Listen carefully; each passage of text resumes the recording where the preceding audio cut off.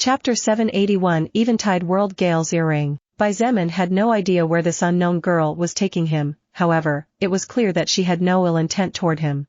In fact, Xietain noticed that she was secretly looking at him curiously as he surveyed the surroundings, and when the girl realized that he had noticed her stare she immediately looked away and snorted. It was as if she was annoyed by his presence but at the same time curious about him.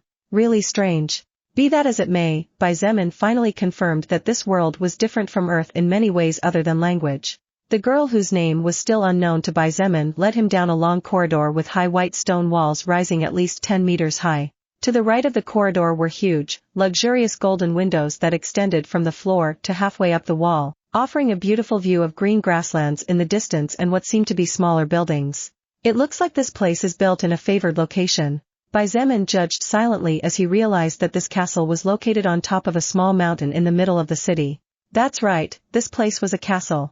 Even though Xietain had not walked through it completely and had only walked part of a corridor, the appearance of the previous room, the decorations and the constructions he had seen so far were more than enough for Xietain to understand that this was a castle similar to what could be seen in picture books, story books, or even as was Buckingham Palace or various other palaces that were still existing on Earth.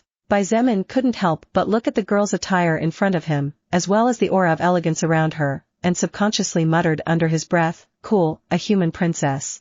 Although his voice was low, it was actually very clear amidst the silence as the only sound in the entire corridor was that of Xietan's footsteps and the girl walking 1 or 2 steps ahead of him. Therefore, she looked back when she heard him speak and with a frown she began to say several things, $% equals, at. Xietain blinked, to which she replied with more mysterious words that to Xietan's hearing sounded as if someone was reading Russian or German to him. She only paused after remembering that they could not communicate and with a snort looked ahead again. However, Xietain wasn't going to stand idly by, so he immediately said in a cheerful voice, "I don't know what you're telling me, but just in case let me tell you that whatever you say to me I hope it will be multiplied to you tenfold." The girl glared at him as if she was asking him not to speak anymore because she didn't understand him, to which Xietain responded with a kind smile and nodded weakly, much to the dismay of the girl who stomped on the floor and continued walking this time with more hurried steps. "Well, if she was blessing me I've wished her blessings for 10, and if she was cursing me then good luck with that." Xietain shrugged and followed her silently. Approximately 5 minutes later, and just as Xietain was beginning to tire of the exaggeratedly large scale of this castle, the girl he identified as a possible princess led him to a double wooden door that was locked. 2 guards who looked 35 to 40 years old dressed in silver armor and holding shining spears guarded the entrance but did not stop the girl, who politely said something to them with a smile on her face, to which the guards responded respectfully but also with admiration. Xietain naturally noticed that they were looking at him with careful eyes as if silently telling him not to do anything foolish inside the room, but he ignored the silent warning. Even so, he was a little surprised that these guards were actually peak first-order existences and they were clearly not weak at all, as the posture they were standing in revealed that both of them had a lot of combat experience. These soldiers were so powerful that probably based on their rich combat experience they would probably be able to jump 4 to 5 levels without a problem even if their soul power wasn't particularly pure. They are probably old men over 100 years old. Xietain thought silently as he followed the girl into the room once the guards opened the door for her. The first thing that entered Xietan's eyes was a spacious room, at least 4 or 5 times larger than the place he had stayed in before. At the end of a long red carpet with golden borders, there was a staircase of about 5 or 6 steps, and at the top was a stone throne with 2 bear statues carrying an axe each on its 2 sides. However, completely ignoring the luxurious decoration of what was definitely the throne room of this castle, Xietan's eyes immediately focused on the man sitting on the throne, and the muscles in his body automatically hardened as if preparing to face a powerful enemy. This was a man wearing a dark green robe with golden thread embroidery. He looked to be about 40 years old even though he had definitely lived at least 2 centuries. There was a trace of beard on his elegant and friendly face, but his emerald eyes flashed like lightning in the middle of the night sky. His light brown hair was neatly combed back, but instead of making him look like a scholar or an idiot, it gave the man a neat and tidy appearance that perfectly matched the golden crown on his head. This man. He is very powerful. Xietain thought silently and immediately made a mental note to avoid major conflicts with these people at least until his full recovery. The current him could not defeat the man sitting on the throne, and something told him that even if he launched his strongest attack it was highly probable that it would still not be enough. Of course, it was not as if Xietain wanted to come into conflict with people who had at least so far treated him well and even helped him. The man who was clearly the king of this place immediately focused on Xietain and his eyes flashed peculiarly. However, he smiled kindly and said in a soft but dignified voice, $% at $%. Xietain subconsciously looked at the girl who had brought him here. She looked at him and raised both eyebrows as if she was telling him that she was his only choice after all. This left Xietain a bit speechless and somehow he couldn't help but wonder if he had offended this little princess. The king was clearly confused when he saw Xietain not saying anything as after a few seconds of no reply his curious eyes landed on the girl who brought Xietain, probably his daughter. At $%? The king spoke. The girl stepped forward and turned sideways so that now Xietain could see her outline and the same was true for the king. She looked at Xietain out of the corner of her eye before looking at the king and began to say a few words to him.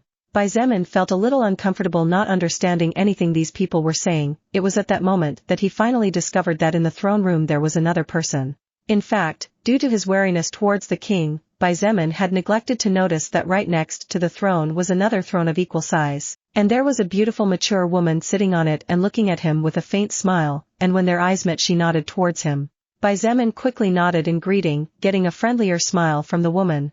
Just like the king, she too had a crown on her head but it was smaller and more delicate, her hair was long and golden while her eyes were a charming deep violet. Xietain noticed that except for the clearly much more grown-up body and the more mature face, the woman who was surely the queen of this castle had at least a 70% resemblance to the girl with the ponytails. Kingdom, king, queen, princess. Xietain muttered those 4 words in his heart, and based on everything he had seen so far he managed to draw some conclusions. First, this world had been evolving longer than Earth. This was obvious for 2 reasons, one of which was the fact that this castle was definitely at least a few centuries old and was built with materials that contained mana. Second, probably even the most ordinary soldier of this world was comparable to an elite soul evolver of the Blood Spear Legion led by Xietain. This was because although the soul power of these soldiers was not too pure compared to that of his subordinates, the amount of experience accumulated over the years on blood-soaked battlefields gave them qualities that his troops still lacked. Third, Xietain looked at the queen's dress, the crown on her head, the king's robe, the crown on his head, the dress of the princess with ponytails, the small silver crown on her head. They are all rune equipment. These people are dressed in treasures from head to toe. This world definitely had talents in multiple fields, and treasures were more plentiful than on Earth. Looks like I made the right decision by crossing the portal and not leaving right away. Xietain inwardly celebrated. It was just then that the king clapped his hands, causing Xietain to blink in surprise and immediately focus his attention after realizing that he might have been staring at the 3 people for too long. However, he soon realized that this was not the case. The king looked at him more curiously than before but his gentle smile was the same. He made a gesture to him but Xietain did not understand it at all, therefore, he subconsciously looked at the ponytailed princess. She rolled her eyes and extended her open right hand towards him, moving it slightly back and forth. Oh, she wants me to wait a bit. Xietain nodded twice towards her to indicate his understanding. Ha ha ha ha. At $. The king laughed as he looked at his daughter and then said something that Xietain didn't understand. However, judging by the overreaction and red face of the ponytailed princess he was probably teasing her about something and even the queen covered her mouth and laughed not so slyly. Xietain secretly shook his head. It was not necessary to understand the language of these people to have a more or less clear idea of what the king had said to his daughter. At that moment, one of the guards from before entered and knelt on his right knee, standing up only after the king waved his hand and sighed. After the king said something to him, the soldier looked at Xietain for a moment before bowing to the king, the queen, and to the princess before retreating again, closing the door after leaving the hall. Time passed and the atmosphere inside the room was a bit strange as everyone looked at each other in silence. More specifically, everyone was looking at Xietain as if they were trying to count the hairs on his body. If not for the fact that Xietain was an existence that had been through a lot and the leader of hundreds of thousands of humans on Earth, he would definitely have cowered in the face of the 3 stares. His calm attitude clearly surprised the king and queen as the 2 could not help but nod with kind smiles. Unfortunately, the princess with the ponytail snorted in annoyance for some reason. Approximately 10 minutes later, a maid neatly dressed in a dress very similar to that of French maids entered the throne room carrying a silver plate. The king looked at Xietain before looking at his daughter. he said something to which she nodded and turned to look at Xietain before pointing to the object on the silver plate. Xietain followed the finger of the ponytailed princess and saw that what she was pointing to was a small silver earring covered in pure white runes. He looked back at the princess just to make sure, and as he saw her stomping on the floor and repeatedly pointing at the earring, he finally understood what she meant. Xietain picked up the earring, and seeing the princess nod with a satisfied expression, he knew what to do next. He temporarily removed the mystic earring from his right ear and replaced it with the silver earring. It was then that the records of the small silver earring shone in Xietan's pupils. Gale's earring, accessory, rank, 2, magic defense, 1, physical defense, 1, magical attack power, 1, durability, 2000/2000, special options, 1, allows the user to perfectly understand the Gale's language of Eventide world. Description, a very simple earring, technically unworthy of rank 2. However, its special feature of allowing anyone who wears it to understand a language makes it a great treasure depending on the circumstances and location. Applause for the rune encryptor and boos for the blacksmith. Ah? Xietain blinked and a small but distinct sound of surprise fled from his mouth as he finally realized what was going on. It seemed to be that the language problem was no longer a problem. Chapter 782 Seraphina de Gales. This earring was indeed a great treasure depending on the circumstances and location, just as the description dictated. For a native of this place it would definitely be useless, and in fact for them it was probably a piece of junk. However, in the case of Xietain it was just what he needed. Hey, now you should be able to understand what I'm saying, shouldn't you? A voice that Xietain recognized immediately, as it was the first voice he heard once he reopened his eyes in this world, sounded a few steps ahead. It was a sweet and pleasant voice to listen to, however, for some reason that voice sounded a bit bossy and annoying. Subconsciously, Xietain looked at the girl who had led him to the throne room and said with a faint smile, "Oh, now I understand your words, Ponytail's princess." He immediately wanted to slap himself after saying those words, but unfortunately it was too late. The king and queen looked at each other before looking back at Xietain with curious expressions. It was as if they were waiting to see a good show. "Indeed, Ponytail's princess," murmured the golden-haired girl, who looked to be around the age of the younger sister of Xietain. She looked at him in surprise and confusion at first, however, her face soon began to tremble, and moments later her whole body began to tremble like a vibrator. She gritted her teeth and with red cheeks looked at Xietain as if she wanted to eat him alive. "Is this how you speak to the person who saved your life? If it wasn't for this princess you would already be a corpse and in the stomach of some vicious orc." The voice of the princess was very loud and high-pitched, so much so that subconsciously the three people inside the throne room closed their eyes and shrank back as if they wanted to curl into a ball and cover the sound. In fact, Xietain wondered what the crystals placed in the large windows on both sides of the room were made of, because he was sure that a normal crystal would definitely have exploded into 1,000 pieces. "I see. So it was this princess with the ponytails who saved me." Xietain nodded silently. Knowing it was his fault, he apologized in a sincere voice. "I apologize if I offended you, it really wasn't my intention. It's just that the first thing that caught my attention when I saw you was your hair, and because I don't know your name and just..." "Humph. If you don't know the name of a person then you first introduce yourself and then ask, isn't that basic education? Looks like you're not much different from orcs after all," snorted the ponytailed princess. Xietain really didn't know whether to laugh or cry at this girl. He knew she had no ill intentions, as her eyes were probably the purest eyes he had ever seen on a person other than a small kid. Even then, he was a little speechless at her attitude. She was kind, but she was hiding it under an annoying attitude. Xietain couldn't help but remember certain characters who always snorted and blushed at the same time. He held back the urge to laugh and said in a soft voice, "In that case, allow me to introduce myself." Xietain looked not only at the ponytail's princess but also looked at the king and queen. Bowing slightly he said in a deep voice, "My name is Xietain, this year I will be 21. Thank you very much for helping me get out of the forest while I was unconscious. I will definitely repay for this favor and for allowing me to stay here for a few days." "Xietain?"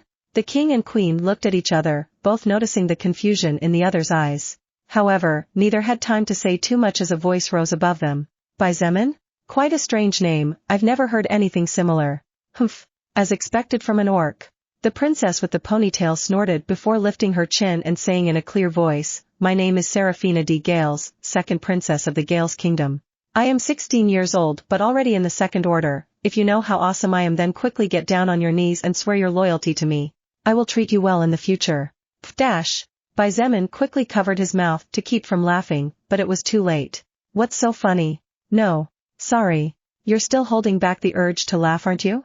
That's why orcs are no good. Xietain had to listen to the princess with ponytails. Seraphina de Gales, the second princess of Gale's kingdom, teaching him manners and calling him an orc repeatedly. He wasn't upset, even though he didn't understand why she was calling him an orc. Was his appearance that bad?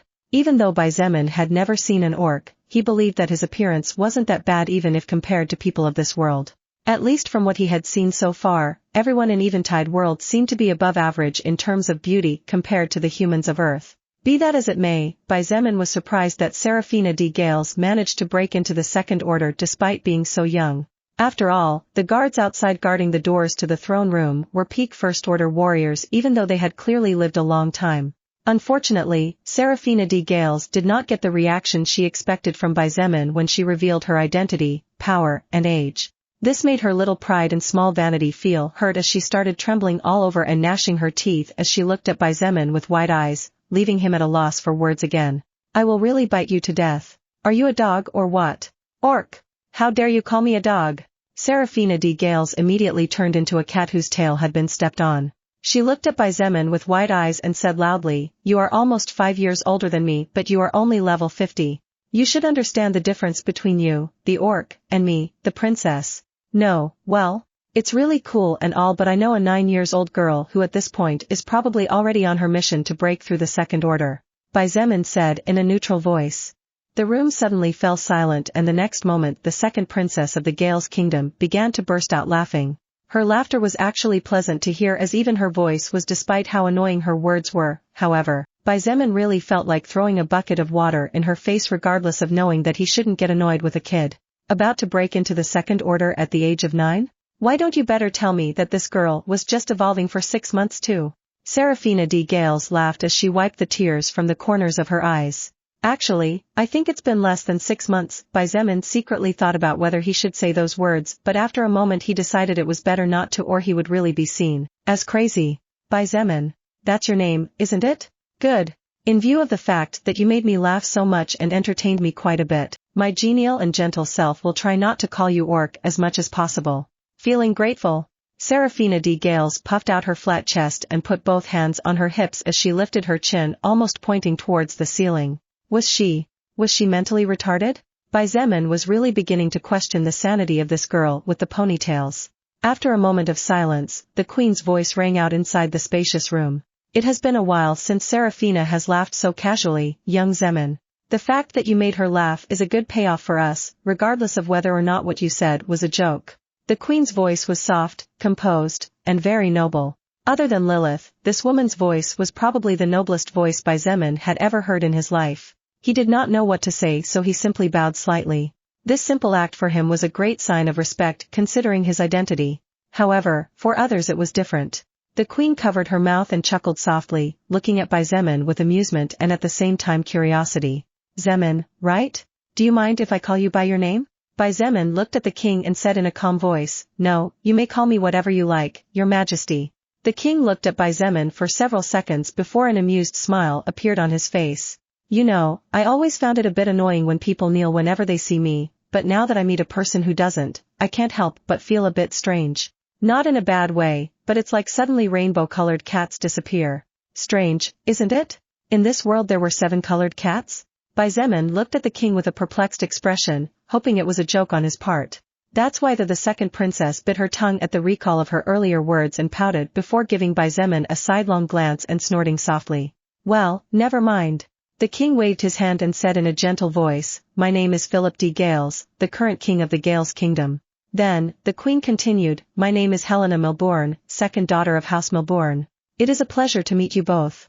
Xietain nodded, but he didn't realize he made a mistake. Hey, what's that supposed to mean? Seraphina de Gales jumped forward and grabbed onto Xietain's shirt with both hands. Because she was several inches smaller she stood on her tiptoes but still had to lift her head to look him in the eyes. Is it not your pleasure to meet this princess, orc? It should be your honor. Noisy. Xietain sighed in his heart. This girl really was different from Mengqi even though they were of similar ages. This second princess was like an immature child who didn't know anything about life, but even then, Xietain couldn't get angry at her for some reason, probably because she saved his life. Of course I do, it's my honor. Zemin smiled brightly and patted the young girl 2 or 3 times. Eh? It was only then that Serafina de Gales noticed the short distance and her cheeks flushed. She jumped back several feet and covered her chest as she looked at Zemin with teary eyes. Holy shit. This daddy is not a pervert. My woman is watching from the shadows, you brat. Zemin really wanted to beat up this wild second princess. In fact, Lilith had been laughing out loud all this time as it was a rarity for her to see Zemin having a hard time dealing with someone. Ha ha ha ha. Philip de Gales, the king, laughed good-naturedly and while looking at his daughter said in an amused voice, Serafina, you have used your natural eyes haven't you? What? Of course not. The second princess's ponytails shook all over as she began to shake her head furiously while kicking the floor furiously. The queen shook her head as she let out a giggle. She looked at Zemin and asked in a gentle voice, Young Zemin, I wonder if we can ask you some questions. You can refuse, but that might make things a bit awkward for everyone. Especially because of the foreignness of your name, facial features, and the fact that you don't speak Gales. Of course, I will answer whatever it is possible for me to answer. Zemin said with no surprise on his face. His features as a Chinese were very different from the features of these people who possessed a resemblance to the Europeans of Earth. Besides, the name Zemin was definitely not normal in this realm, not to mention that he could not even understand and therefore could not speak the language of Gales if not for the earring he was given before. In addition to everything mentioned before, Zemin's appearance in the middle of the forest right where a terrifying explosion occurred would certainly be seen as suspicious. The fact that he had not been put in a dungeon and interrogated was already a mystery that Zemin could not answer for himself. These people did not even touch his treasures despite the fact that on him was a legend-grade treasure. The gentleness and kindness these people had shown him were too big, so big that Zemin could not fully understand why. Yet, somehow he was sure that a great part of the reason he was still able to walk free and easy was all thanks to the princess with the ponytails. Serafina de Gales. Chapter 783, Serafina's Invocation. Since you are willing to answer some questions, then how about we head to a more appropriate place to talk? Proposed Philip, king of the Gales kingdom. A more appropriate place? Zemin blinked in confusion. I don't know much about the customs of you orcs, but here in Gales we people usually sit down to have a conversation. Serafina snorted as she looked at Zemin, clearly still upset at what had happened earlier even though she had been the one who had jumped at him. This brat. She's really earning herself a good spanking or two. Zemin had to restrain himself to keep his change of mood from showing on his face. He tried his best to ignore the princess with ponytails and while looking at the king he nodded politely, in that case, Zemin will follow in your majesty's footsteps. Hey, don't ignore me. Under the guidance of a maid who was surprisingly level 23, Zemin accompanied the king, the queen, and the second princess of the Gales kingdom to a large garden located at the back of the vast castle. Zemin had lived in luxurious villas for short periods of time while he was still on Earth. After all, he and his troops were constantly on the move to expand and save as many humans as possible. However, today was the first time he fully understood the phrase "there are mountains beyond mountains." The castle's decorations could only be described as majestic. Even a simple porcelain vase seemed to be so expensive that even if Zemin's parents sold their old house 7 times they probably couldn't afford it. However, leaving aside the castle built according to medieval times but as luxurious as any modern high-class residence, what left Zemin most breathless was the back garden. There were all kinds of colorful wild plants, from mutant flowers with purple leaves to golden roses adorning the well-maintained lawn that was so green that Zemin was even suspicious about its natural authenticity. There was even a kind of labyrinth made of green hedges. In addition, along a white path made of stones that cut the wide garden in 2 halves were giant statues of warriors with armor, swords, axes, spears, and shields. The bronze statues were approximately 12 meters tall and looked majestic and powerful. Zemin counted at least 40 such statues along the walk, but there could be more as there were several branches off the main path. Each statue represents each of the 59 kings that the Gales kingdom had from its birth to the present day. Explained Serafina de Gales, the second princess of this kingdom. She noticed Zemin's interest along the way, so in a respectful voice she introduced, each of the 59 kings bled and died for the good of Gales. It has always been so. Many see it as a curse that the king of each generation has on his head, but to me it is not a curse but an honor. Honor?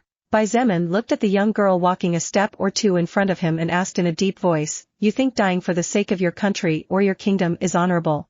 I, Serafina de Gales, may lack in many respects. However, if it is for the good of the people of this kingdom I will gladly die. She said in a serious voice, completely different from her previous childish self. Zemin looked at her silently as they walked, but he did not touch on the subject in depth again. He only said a few words that left the young princess thinking before falling silent. When you die, it's over. No more greetings, no more hugs, no more hearing the voice of those you love. Not even goodbyes. When you die, it's all over. Are there really honorable deaths and cowardly ones that run away? I wonder about that. Zemin would not allow his troops to escape from the battlefield, he would personally behead them for treason. However, he did not hate those people nor did he call them cowards for their actions. Death was not terrifying, the real terror was never being able to feel a caress or hear a word from those truly important to us again. However, it was quite probable that Serpahina had not experienced death firsthand yet, and that was the reason why she could say such words. For a person like Zemin who danced hand in hand with the Reaper thousands of times to get to this day alive, the words honorable death were just that, nice words with no real meaning. King Philip and Queen Helena walked a few steps ahead of the two younger ones. Hearing the words Zemin said, the two could not help but be more curious about him. The Gales kingdom had no shortage of soldiers, and among them were many brave young men. However, Philip and Helena doubted that there was a young man of 20 years old with enough experience to understand the depth that rested in the seemingly simple words that Zemin had just spoken. A few minutes later, the four were sitting under a large natural tree where a round limestone table and 4 stone chairs had been set up. By the time the four arrived, the maids had just finished serving several appetizing-looking desserts and one served a cup of red tea for each of them before stepping aside and walking back, awaiting future orders. Noticing the puzzled look on Zemin's face, King Philip explained with a smile, "My family and I usually enjoy tea time here unless something keeps us busy. That's why there are 4 chairs." "Oh, I see." Zemin nodded. He didn't touch the desserts on the table and the teacup at all until he saw Serafina tasting hers with a happy expression on her face. The king pretended not to notice Zemin's little act and continued, "My other daughter, the first princess of Gales, is currently busy organizing an important competition that takes place every 15 years among the kingdoms of the world.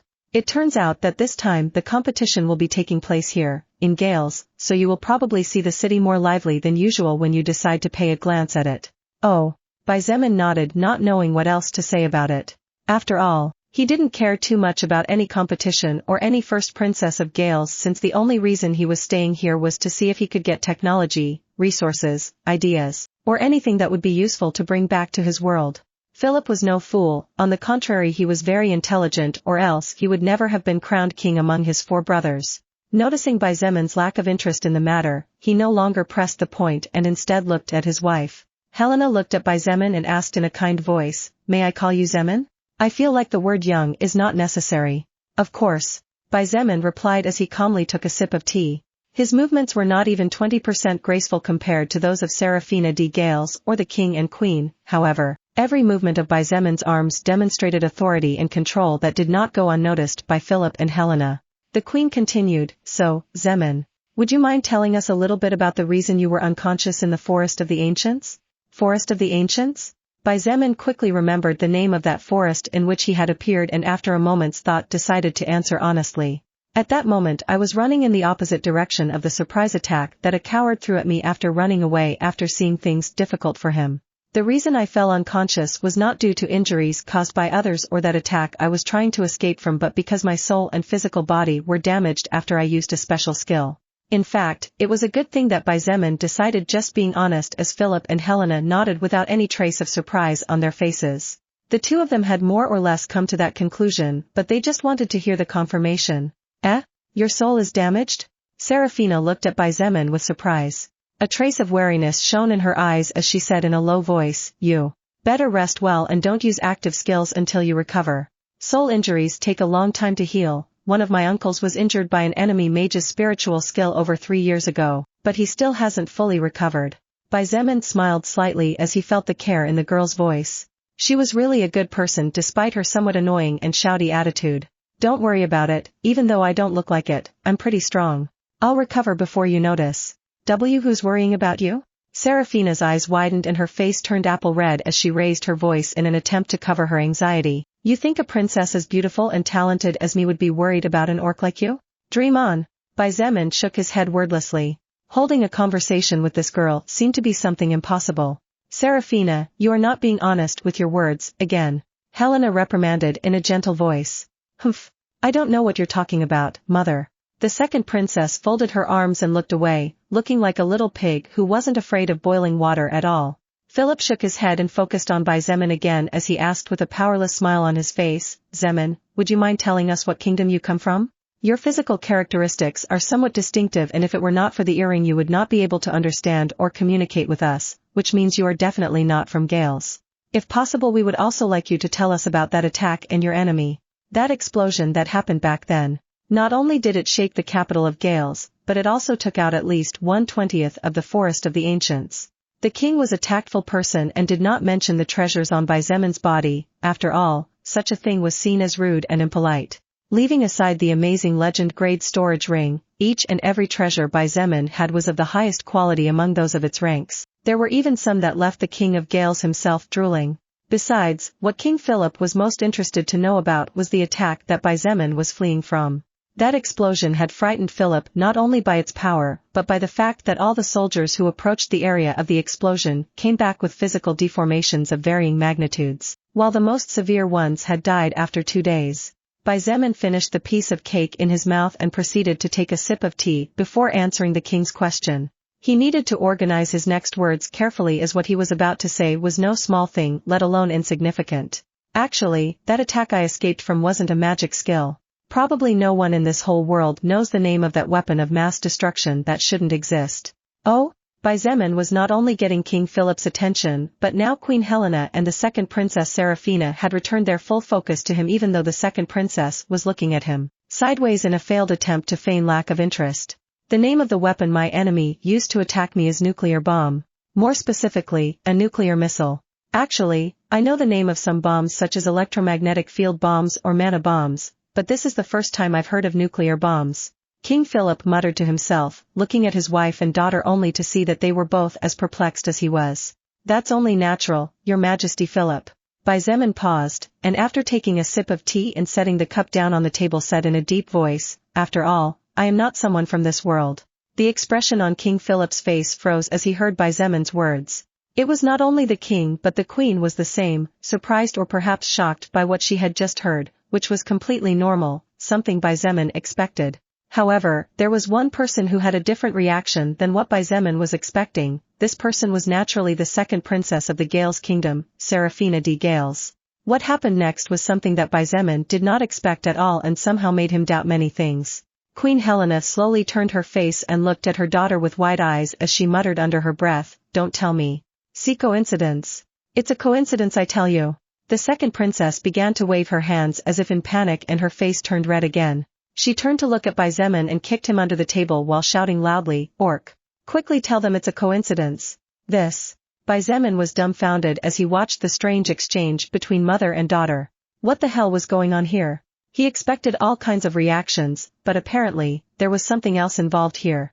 In fact, Xietain now doubted whether the expressions on the faces of King Philip and Queen Helena were frozen by his words or by something related to the second princess. Ha ha ha ha. Suddenly, King Philip began to burst out laughing. His laughter was very powerful, and probably because of his happiness even the ground shook slightly. He looked at Seraphina and said in a cheerful voice, Girl, don't tell me your invocation skill finally worked. Chapter 784, Towards the Competition of Kingdoms. Invocation? Xietain looked at King Philip before looking at the second princess Seraphina with surprise. His surprise didn't come from the word itself but from what it represented to have such a skill. Furthermore, after thinking about it a little better, Xietain realized that many things might be more complicated than it seemed to be. For the first few seconds, Xietain was laughing internally, thinking that just as the princess with the ponytails had just said it was a coincidence. He assumed to himself that Seraphina probably had some skill similar to the bear and wolf summons that soul evolvers could get if they were lucky after killing some enemy, especially mutant beasts. However, Xietain was not that confident anymore after remembering that the person who had taken him out of the Forest of the Ancients had been none other than the second princess of the Gales kingdom. He didn't know how big that forest was, however, it was definitely huge considering that King Philip said that the power of the nuclear missile had cleared only 1/20th of the Forest of the Ancients. Was it really a coincidence that Seraphina de Gales, a princess, was casually near where Xietain was teleported? Ah, you don't know. Let me explain. King Philip said with a very happy smile. Besides, for some reason unknown to Xietain, the way the king was looking at him now was a little different. but maybe it was just an illusion on his part. Dad! Seraphina slammed the table with both hands, clearly not intending any harm, or with her strength she would have smashed it to pieces. It's all right, child. What's wrong with letting him know? Wouldn't you like to show him how cool and awesome you are? King Philip chuckled and pointed. Hearing this, Seraphina gave Xietain a sidelong glance and muttered under her breath, "What's so great about impressing this orc?" Sundara. Xietain snorted in his heart. The king shook his head for a moment before explaining with enthusiasm in his voice, "Xietain, let me explain. Actually, Seraphina has a special class, and even though it is not a unique class, she is the only one in all Gales and probably even in the whole world to possess this class." Oh? Xietain looked at the ponytailed princess with a little more respect. He had thought that she had reached her current level with the help of others, but apparently he had judged her too soon. Humph. Seraphina snorted and abruptly turned her head away, smacking Xietan's face with one of her ponytails in the process. Cough.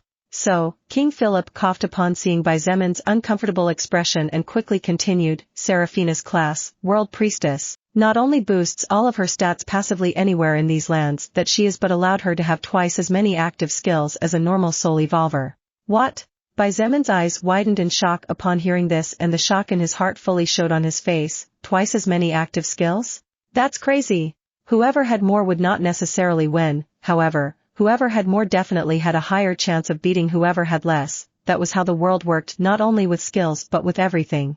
Even Xietain himself could not possess more than 5 actives were it not for the fact that all the other actives he either learned by himself or in some unknown way unlocked them. Unfortunately or not, half of those skills must mandatorily be skills that grant some benefit to Seraphina's allies, which means she will only receive benefits if she is in a party, so to speak. Otherwise, she wouldn't be much different from the others as far as number of active skills concerned. King Philip explained as he saw Xietan's shock. Oh. Xietain sighed in relief in his heart.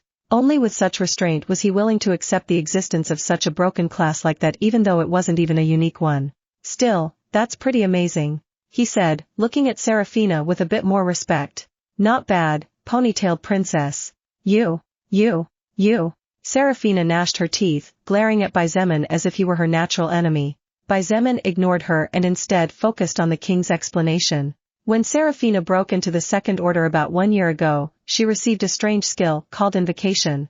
I think it will be best if Seraphina herself explains the rest, said King Philip after a better consideration. Seraphina released all the air from her lungs, and with an obviously feigned expression of defeat began to slowly explain, "The description of my invocation skill is not at all clear. It only says that given the right circumstances I will be allowed to invoke a powerful existence that in the not-so-distant future could help me to get out of difficulty." That was a pretty vague description, indeed. To begin with, what were the right circumstances?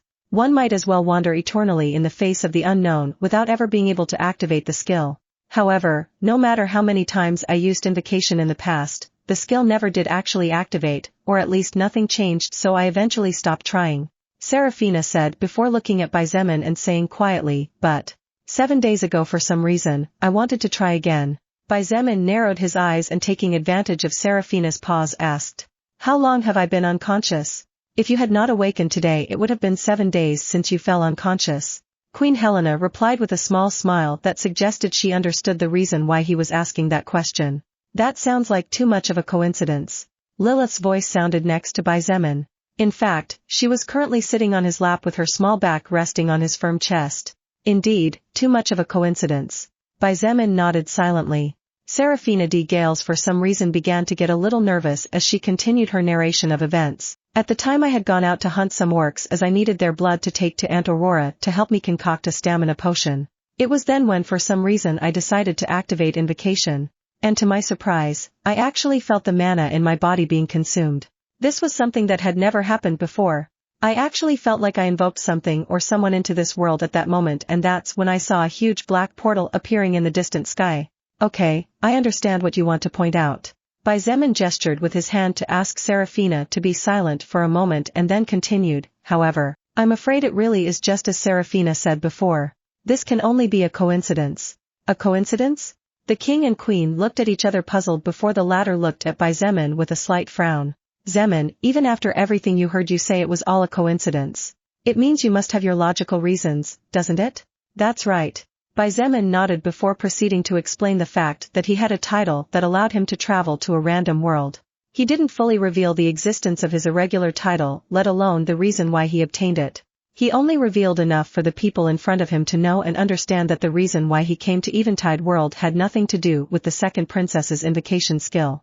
I guess that changes a few things, King Philip muttered in confusion. In fact, after hearing Zemin's words, Queen Helen and even Seraphina herself was confused. Despite her earlier words, it was obvious that this proud but gentle second princess somehow or other expected to be the person who had summoned Zemin to this world. Approximately 1 hour later, Zemin under the guidance of a maid returned to his room. Apparently, the person who helped him change into something more comfortable, cleaned the blood from his body, and helped heal his wounds, had left all of Zemin's equipment in the room itself. The reason he didn't see it was because he never looked for it to begin with. Lilith, what do you think regarding the conversation before? Zemin asked after the maid retreated. It's really strange, Lilith said as she observed Zemin putting on his combat equipment. To be honest, I'm not particularly good with space magic despite having some knowledge and mastery of it. Zemin began to put on his boots after the leg protectors and said in a somewhat perplexed voice, although I said at that moment that it was all a coincidence. Coincidences of that magnitude are probably as unlikely as winning the lottery 20 times in a row. After a moment of silence, Lilith's eyes suddenly lit up. Hey, Zemin. Could it be that at least one of the so-called right circumstances that states that Seraphina girl's invocation skill has to do with the existence to be summoned must possess a way to move between worlds? That sounds quite plausible, Zemin muttered. However, after a moment he shook his head and pointed with a frown. However, if I was invoked into this world by Seraphina, then what changed? I don't see or feel any kind of change in my records that would somehow or other bind me to her. Well, if I remember correctly, that little princess said something like invoke a powerful existence that in the not-so-distant future could help me to get out of difficulty. The word could is the key here. Perhaps, whether or not the existence summoned by her decides to help will depend on whether or not the two of them form some close relationship, Lilith pointed out, leaving Zemin with no way to counter at all. Zemin sighed heavily as he finished putting on the top of his armor. He walked to the large balcony, and as he looked at the huge city littered with buildings beneath the mountain, he said, not knowing whether to laugh or cry, if this really is like that, then somehow I feel like those heroes summoned from faraway lands to save the world. You and your light novels. Lilith rolled her eyes. Forget it, forget it. Zemin turned around and clapped his cheeks. His expression became firm as he said in a deep voice, be that as it may, what I have to do hasn't changed. Get what I can get and then return to Earth, simple as that. Everything else has nothing to do with me. Lilith's eyes twinkled with a hint of amusement as she looked at his back. Oh, I see, that's good. By the way, something I forgot to mention to you is that little golden-haired princess used her skills to heal you so many times that she fainted 5 times in a row due to the loss of mana. She even went to the trouble of cleaning your body without letting anyone come near you, fearing you would get hurt despite her embarrassment and awkwardness. Probably the first time she did something like that for another person, considering how beginner-like her moves were. Zemin's footsteps stopped and his hand froze as he was about to open the door. He knew that Lilith was telling him this only now to mock him, however, Zemin could not deny that her words were effective. That girl who was even younger than his younger sister had helped him so much despite not having the responsibility to do it. Even with her background, she took the trouble and time to do it all by herself despite having no experience at all. She even hid it and didn't say anything to anyone. Seraphina didn't even remark it to Zemin despite the fact that she always seemed annoyed with him. Let's go to see how that kingdom competition goes, he said quietly, opening the door. A maid received him with a polite smile and after bowing slightly guided him somewhere. We'll see what fate has in store for us. Seraphina de Gales had been very good to Zemin despite knowing nothing about him. Regardless of whether her skill invocation had anything to do with his irregular title bringing him to this world, Zemin might as well give that ponytailed princess a hand if he was on the way. Chapter 785 First Princess, Ellis de Gales. Hey, what are you looking at for a while now? Zemin raised his head and his black eyes met the emerald eyes of the second princess of the Gales kingdom. She was scowling at him as if she was annoyed, but Zemin was already starting to get used to her peculiar way of hiding her true thoughts and feelings, more so after knowing what she did for him while he was out of combat. Oh, I was just trying to understand these runes, Zemin replied, pointing to the complicated union of several magic circles. They were both sitting in a luxurious chariot that was being pulled by 2 mutant bears, one white and the other black. It seemed that the flag that represented the Gale's kingdom had two bare heads with two crossed axes. Do you have any skills that allow you to understand runes? Seraphina asked, raising both eyebrows with surprise shining in her eyes. Xietain scratched his head and said in a calm voice, "No? Really, you can't expect too much from an orc." Seraphina rolled her eyes and pointed out in a tired voice, "If it were that easy to understand runes, everyone would study them, and rune encryptors wouldn't be so appreciated by everyone. Even if they are basic runes like these, it's not something we can learn just because we want to learn them. Well, it's still better than doing nothing." Xietain gave a shrug. This luxurious chariot was as big as a small motor home, as it even had 2 bedrooms, a bathroom, a living room with kitchen and dining room attached, as well as a small living room, which was where the two of them were currently sitting. However, the most amazing thing was that the chariot levitated approximately 80 to 90 centimeters off the ground, and although the temperature outside was warm, the inside was pleasantly cool. If Mengqi could learn these runes, wouldn't that mean that in the future Xietan's faction would also be able to have chariots like this one? He was even planning to ask Seraphina to show him how to tame mutant beasts like the 2 bears pulling the chariot. Instead, let me tell you a bit about the competition of kingdoms so you'll understand better. Seraphina snorted, and without waiting for Xietan's answer, she began to speak without impotence whether he agreed or not.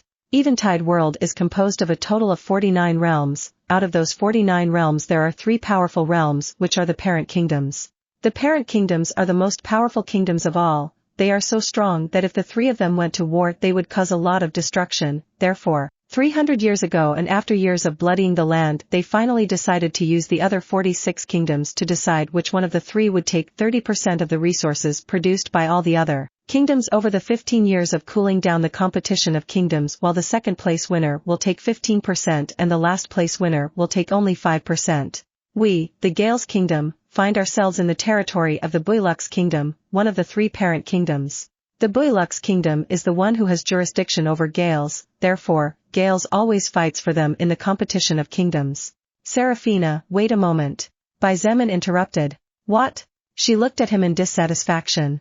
Xietain didn't mind her tone of voice, as he knew she was only acting this way on purpose, but it wasn't her true self. After a moment of silence, he asked, "These 3 parent kingdoms you are talking about get a lot of resources, but what do the other kingdoms get?" It was impossible for someone to fight for the good of another just out of pure kindness. As long as something involved intelligent beings with free will, even if the other party was tremendously powerful, rebellions would always occur if the smaller ones did not receive a payoff or benefit for their work. For example, Xietain was very powerful, and his subordinates had repeatedly witnessed what he was capable of on a battlefield. However, if he did not give them positions, pay, and benefits commensurate with their strength and the contribution they made to the faction, eventually riots would occur, or they would begin to desert regardless of the difference in power. Seraphina nodded and said in a clear, pleasant voice to the ears, "All the parent kingdoms grant resources and troops to the affiliated kingdoms to gradually expand the human territory. If the Bloodwarlock's kingdom wins in the competition of the kingdoms, all kingdoms affiliated to the Bloodwarlock's kingdom, as is the case with our Gale's kingdom, will get a 15% increase in resources received every year, and will also send at least 1/3 order warrior to support in the war against the other races for 18 months. However, if the Bloodwarlock's kingdom loses, then all affiliated kingdoms will receive 20% fewer resources every year for 10 of the 15 years in which the next competition is expected to take place." Xietain nodded silently. Originally he had thought that this competition of kingdoms was a stupidity organized by people who were too bored. After all, the kingdoms of this world were already established and not in constant war, completely different from the mankind of Earth, who was in constant war against other races such as zombies, goblins, etc. However, it seemed to be that the reason was way deeper. Even if Seraphina had only given him a quick and casual summary of the competition of kingdoms, it was clear that it was very important to everyone, which was why they were fighting hard.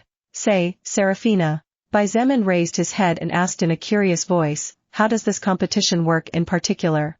Xietain aspired to rule the earth someday, but it was impossible for him to be everywhere at all times, which meant that he would have to leave leaders in different establishments that would have huge amounts of manpower and power to rule. The structure of this competition of kingdoms would surely be of great help for the future of Earth and for Xietain, as it would help to avoid possible rebellions. Therefore, he was interested in knowing the structure in order to in the future be able to apply it if necessary. The competition of kingdoms lasts for a total of 5 days unless some mishaps occur. During those 5 days, the affiliated kingdoms will face each other in different arenas using their best fighters under the age of 25. There will be team competitions first. The winner of the team competition will be assured the second place in the overall competition even if they lose in the individual matches. Of course, if the winner of the team matches also happens to be the overall winner, then the second place winner of the team competition gets second place overall unless they came last in the individual matches. If that turns out to be the case, then there will be a final match to decide the overall second place winner. I see. Xietain nodded and couldn't help but feel that the organization up until now sounded quite decent. Even the age limit had been thought out so that each combatant would only have one chance in their lifetime unless the competitor had their first competition of kingdoms at the age of 10.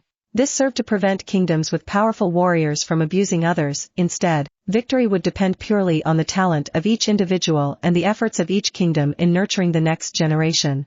As Xietain was thinking in defects to improve from this competition to apply in the distant future, Seraphina's confident and proud voice brought him out of his inner world. However, no matter who comes this time, no one will be able to take the victory.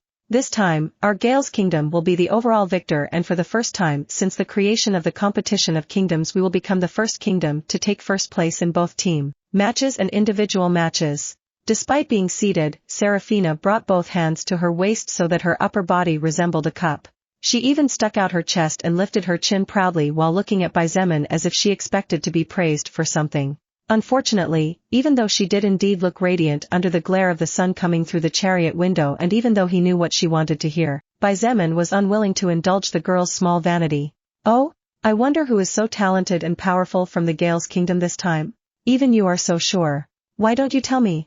Xietain asked, feigning innocence. "You." Seraphina's posture broke and she looked at Xietain as if she wanted to devour his existence with her teeth. Anl. Surprisingly, however, she took a deep breath and closed her eyes for a few seconds. By the time she opened them again, she looked very relaxed as she said softly, "For this year's competition, our kingdom has 3 second-order talents. Although the other kingdoms surely have at least one as well, 3 second-order existences of the younger generation belonging to the same kingdom is something that has never happened in the history of the kingdom competitions." 3? Xietain was truly surprised this time. This was not the first world Xietain had traveled to. In the past he had been in the world of the Azura race, against whom he fought. Therefore, he knew that second-order existences were considered decent powers on fairly evolved worlds like Oblong World was. Although Eventide World was more advanced than Earth, Xietain estimated based on the mana and gravity of the surroundings that it was at most at the peak of the second stage or at the beginning of the third stage. This meant that in this world, second-order powerhouses represented the true foundation of each realm, and thus having 3 soul evolvers under the age of 25 who had already broken through to the second order meant that in the future that realm would most likely enjoy 3 third-order powerhouses as long as they did not fall or find advancement too difficult to complete. In a way of rewarding the second princess who had behaved like a young lady instead of screaming like a brat, Xietain casually hid some praise in his next words. "I see. That's really impressive, no wonder you're so confident. But, Seraphina, apart from you are there 2 other such great talents in Gales?" Indeed, the eyes of the second princess of the Gales kingdom shone upon hearing Xietan's words, and she wriggled in her seat like a little puppy happy to be patted by its master. "You're taming her?" Xietain cleared his throat at the sound of Lilith's mocking voice. It was hard for him not to roll his eyes and retort to her words. "Actually, if it weren't for my class I might not be a big deal compared to the other 2. Said the ever-proud Seraphina with respect and admiration, making Xietan's curiosity really start to itch to know who could make this second princess hold them in high esteem. "The first of them is the person who is estimated to be the future hero of Gales, Liam Anworth. He is only 18 years old. Liam Anworth is a giant sword wielder and his talent is truly insane. Despite being in the second order he once single-handedly killed a third-order mutant scorpion lizard." Xietain noticed the admiration and gleam in Seraphina's eyes when she mentioned this young man. However, it was completely natural to feel admiration and even something more for a young and talented person with a seemingly boundless future. What surprised him most was the fact that this person, Liam Anworth, was actually a great sword wielder just like him. Xietain had met wielders of hammers, axes, spears, swords, daggers, and all sorts of weapons both melee and ranged. However, this would be the first time he would encounter a great sword user other than himself. "What about the second person?" Xietain asked, even though he had a hunch regarding this person's identity. "The other person is my big sister, the first princess of the Gales kingdom."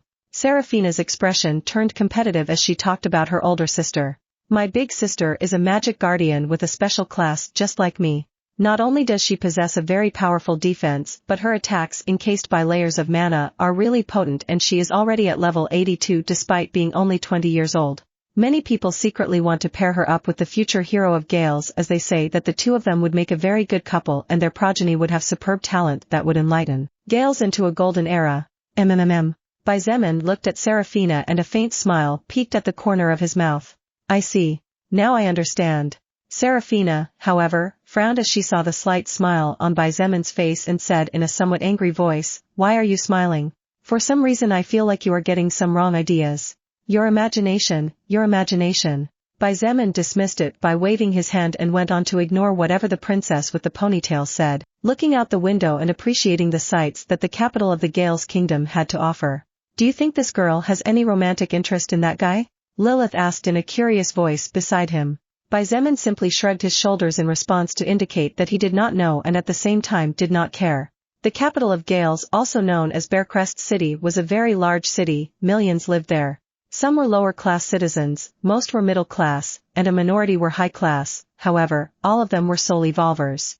Of course, considering the evolutionary stage of Eventide World, the level of most of the citizens was too low and insignificant to fight monsters, so they were not much different from most of the survivors on Earth. Xietain didn't know how crowded Bearcrest City usually was, but he had to admit that the city at the moment was as crowded as an anthill. Had it not been for the distinctive Royal Gales family insignia on the chariot and the fact that a VIP road had been prepared in advance, it would have been absolutely impossible to reach the competition site. Approximately 20 minutes later, the two mutant bears pulling the chariot began to gradually slow down before coming to a complete stop. Xietain followed Seraphina towards the door leading to the outside world, and the noise and high temperatures immediately assaulted him, causing him to subconsciously frown at the sudden change of environment. A person dressed in a black robe with golden borders approached and bowed respectfully. Seraphina said something to him and that person took the chariot somewhere. Xietain estimated that it was some sort of coachman or something similar. All the other entrances are a mess right now. The crowd always gathers around the arena even if they know there's no room for them inside. Fortunately for you, Orc, you're in the company of this cool and noble princess, so you can skip a lot of trouble. Be thankful. Seraphina said as she led Xietain towards a huge double door constructed of some kind of opaque wood and where there were two guards in plate armor and swords standing guard. Of course I do, oh your highness Princess Ponytails. Xietain muttered under his breath, gaining a glare from Seraphina and a flap of her hair. It was just as the two were halfway across the bridge and about 50 meters from the arena doors that the doors opened wide. The soldiers standing guard immediately knelt down when they saw the person who stepped out with delicate but firm and confident steps. Seraphina's footsteps stopped automatically, and in response, Xietan's footsteps stopped as well. He narrowed his eyes slightly, and upon seeing the appearance of the other side, he immediately identified the person even before the girl next to him had time to say anything. Seraphina looked at Xietain over her shoulder and said in a low voice, "She is my big sister and the second most battle-talented person after the future hero of Gales. First princess of this kingdom, LSD Gales." Chapter 786, Mysterious Innate Eye Skill. Seraphina, why are you presenting me to people as if I were some kind of monster? You'll make everyone look at me as some kind of freak, girl. A voice as pleasant as Seraphina's but more mature and softer sounded from a few meters ahead, and when Xietain raised his head he noticed that the first princess of the Gales kingdom had already come close enough that even a normal human could see with clarity of detail every feature of her appearance. Just like the second princess Seraphina, LSD Gales had golden hair that glistened in the sun's splendor, obviously inherited from Queen Helena, their mother. However, unlike the emerald eyes of Seraphina and King Philip, Ellis had inherited the queen's eyes. Those violet eyes shone charmingly, and the gentle glance of the first princess made people could not help but have a very good opinion of her. The first princess currently wore a light plate armor of deep violet, almost black color that somehow matched the color of her eyes and contrasted strongly with the color of her hair.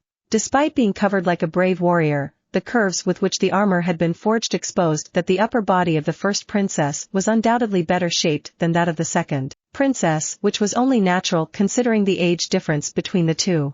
However, leaving aside her undoubtedly elegant and beautiful appearance, what caught Xietan's attention the most was the huge black diamond-shaped shield on the first princess' left hand. Xietain wasn't sure what material that shield was made of, but seeing that it even had a soul stone in the center, he estimated that it should weigh at least 2 to 3 tons. The fact that she could lift it so easily was proof that Seraphina's words were no joke when she spoke about her sister. Seraphina stuck out her tongue in Zemon's direction at the sound of Ella's voice, and to his surprise, the girl trotted with soft steps. Catching up to her sister, Seraphina clung to her arm and smiled sweetly. Sister Ellis, how are the preparations for the competition? Zemon felt her legs weaken and for a second he thought he was going to fall on his butt. Who was this person? Someone must have changed the original Seraphina, that should be the case. Zemon refused to believe that the rude and rough girl he met before suddenly turned into an obedient kitten. The first princess used the index finger of her right hand to lightly tap Seraphina's forehead, and as the latter covered herself with pitiful puppy eyes, she said with a sigh, "Girl, you'll be the death of me one of these days." While still fronting her forehead with both hands, Seraphina looked at Zemon with fierce eyes and snorted, "It's okay, what's wrong with making this orc feel a little scared? Besides, what I said is all true." "You?" The first princess shook her head, finally giving up on her little sister. She looked at Zemon and extended her right hand forward as she said with a bittersweet smile, "Hello, you can call me Ellis, I'm the older sister of this troubled girl over here. Although I don't know why she calls you an orc, it's nice to meet you, Mr. Stranger." Unlike what Zemon expected to find, Ellis D. Gales gave him a very good first impression. He looked at her outstretched hand covered in battle gloves before extending his own also covered in battle gloves, giving it a light handshake. "Nice to meet you, Ellis. My name is Zemon. As for why this ponytailed princess calls me an orc, I'm afraid she's probably the only one who knows." Zemon shrugged and after introducing himself he let go of the girl's hand calmly. Or at least he tried to since the first princess was still holding his hand. Zemon looked at her curiously, and Ellis quickly let go of his hand as she apologized with an awkward smile, "Sorry, Zemon. It's just that you surprised me a little hee." "I did? Well, I always tell people to call me by my name without honorifics, but other than Liam you're the only person who really did. Besides, it looks like you found a nickname to get back at my dear sister, that's really cool. Sister Ellis, why are you suddenly siding with this orc? By the way, your name really is Zemon?"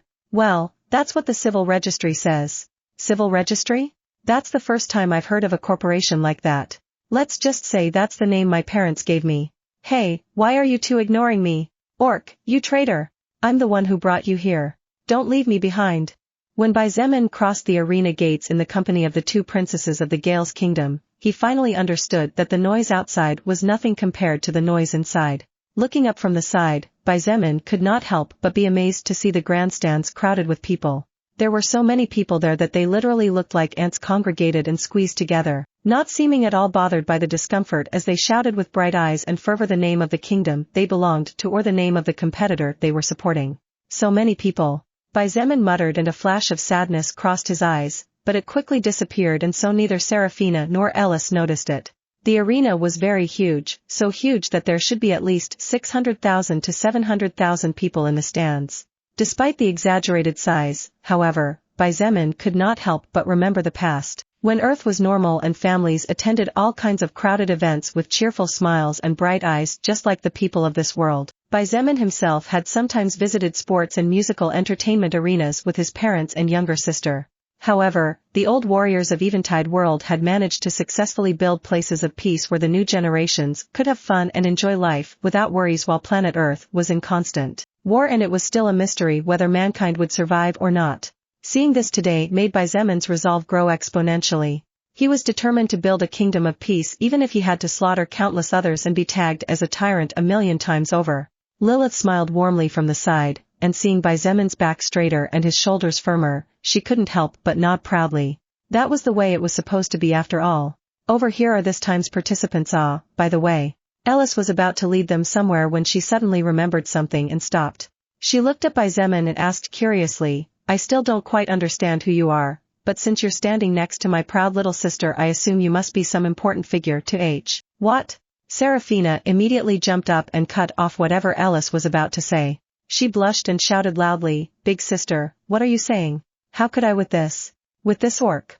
Zemon inwardly thanked the noisy grandstand or else everyone would have heard the bestial shriek of the noble second princess of Gales. On the other hand, Ellis looked confused at her younger sister, Seraphina.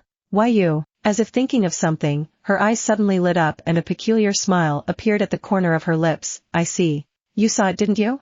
"Saw it? What did I see?" Seraphina asked, gasping, still blushing because of earlier. "Hee hee. The name, you saw it, didn't you?" Ellis grinned like a little fox. "And no. I'm telling you, I didn't. Serafina immediately became agitated for some reason, and before Zemin had time to say or do anything, she jumped at him and started trying to bite him. You get off. I'll bite you to death. You idiot, my armor. Ouch, my tooth. You see? I warned you. Ella smiled and shook her head as she watched Zemin trying to push away Serafina, who was clinging to him with her forelimbs like an octopus. She inwardly thanked the fact that the grandstand had no way of seeing them thanks to the huge column covering the view, or else there would soon be several gossips about the second princess of Gales. Out of mere curiosity, Ellis used an innate skill that only belonged to the royal family of the Gales kingdom. Her violet eyes lighted up for a moment as she looked at Zemin. A second later, a small sound of surprise that was inaudible due to the uproar of the crowd and the shouts of the two people next to her came out of her mouth. Her expression changed slightly but quickly returned to normal. She smiled and used her right hand to slam her shield, successfully attracting the attention of the fighting duo. All right, you two. We'd better be on our way. Saying those words, Ellis turned and began to lead again. Humph. I'll settle up with you later. Serafina growled at Zemin like a dog before running off after her big sister. Zemin fixed his hair and cursed under his breath as he followed behind the two princesses. Two princesses, my ass, it's clearly a princess and a rabid dog. Zemin, that first princess used some ocular skill on you just now. Zemin paused for a second upon hearing Lilith's words. He resumed his steps as she continued, it's not a harmful skill at all, that's for sure. However, it seems that these two princesses can see something about you. The girl named Serafina did seem to do the same thing the day she found you in the forest, but I have no idea what the function of that skill is. Now that you mention it. Zemin frowned as he recalled the words King Philip had said in the throne room shortly after Zemin had received the Gales earring. The king had mentioned something about natural eyes, and now it seemed that the first princess, LSD Wales, had used those natural eyes on Zemin as well. However, no matter how much he thought about it, he could not come to any conclusion. It was the same for Lilith. Forget it, since it's nothing harmful or malicious, then let's not think about it too much. We'll find out in the future what this is all about. Zemin shook his head and focused on the present, following in the princess's footsteps quickly. Chapter 787 Liam Anworth. Under the guidance of the two princesses, Zemin soon arrived at the area where the soul evolvers who would participate this time in the competition of kingdoms and who would fight for the Gales kingdom were gathered in an attempt to grant victory not only to the Buylux kingdom but also to their home. The area where the soul evolvers who would fight for Gales in this year's competition of kingdoms were located was underneath the stands, underground. However, there was a long corridor leading to the central arena. In some aspects it was quite similar to the Colosseums on Earth where gladiators used to fight to the death in ancient times, except that this arena was much larger and the area where the participants rested much more luxurious instead of gloomy. Although there were not many participants from Gales, the number was still more than Zemin had expected to find. Oh? One of them exclaimed softly, the one who coincidentally was standing facing the side entrance. This person was clearly an assassin, as not only was he wearing light leather armor, but there were two daggers at his waist. Ellis, you finally brought Serafina, said the assassin with a somewhat resigned sigh. That was quicker than we thought. Pointed out someone else, this time a beautiful mage with pale green hair and eyes of the same color. Too fast, I would say. A warrior who had two swords sheathed on his back and wore a light cloth tunic folded his arms. His appearance was somewhat cold and proud, something that stood out even more when he folded his arms and asked in a curious voice, Ellis, did our kingdom develop teleportation magic, or did we finally manage to build advanced magic circles? Ah, it's not like that. Ellis chuckled and while stroking her younger sister's hair pointed out, guess what? It turned out that just as I was leaving the arena and heading out to find this troubled little girl, she was only a few feet from the west gate.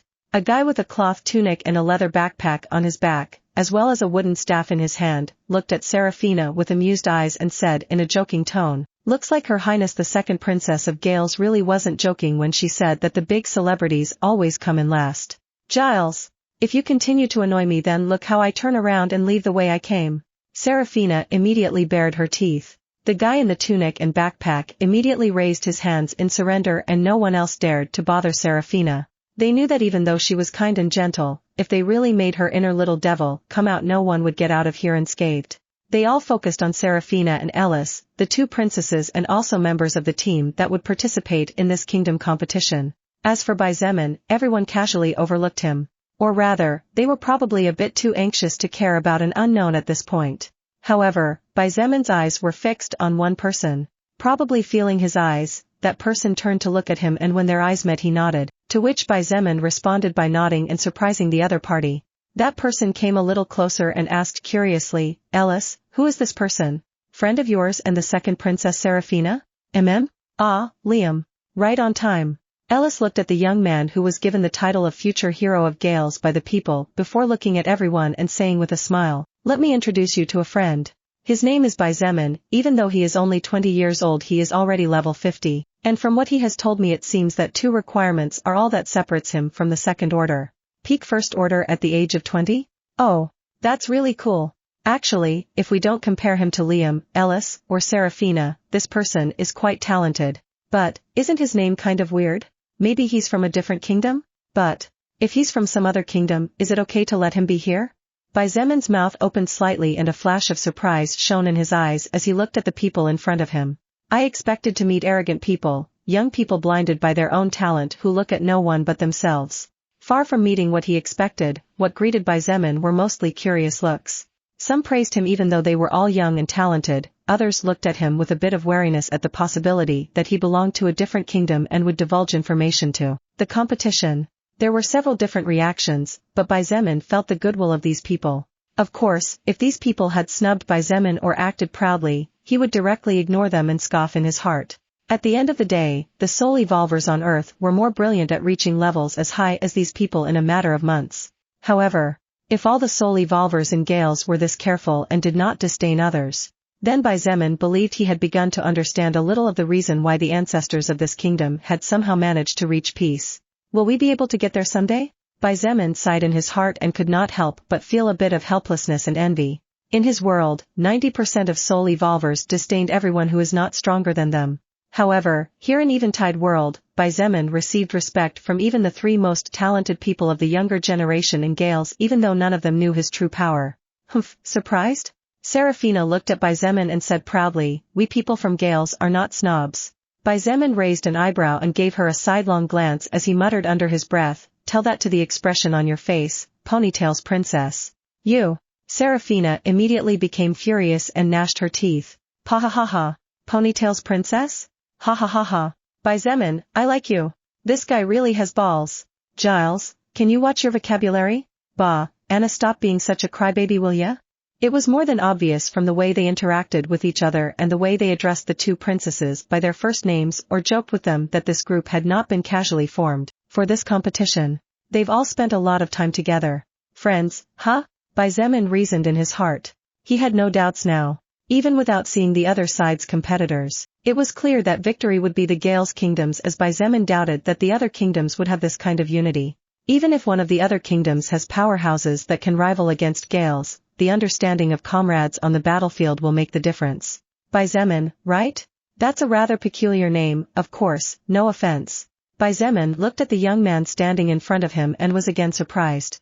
This young man was very handsome, a little too handsome one might even say. Tall, muscular but not exceedingly burly, face handsome enough that even Zemin had to admit that perhaps even he was not comparable, white skin that contrasted with his jet black hair, etc. However, what caught Zemin's attention the most were this young man's eyes and ears.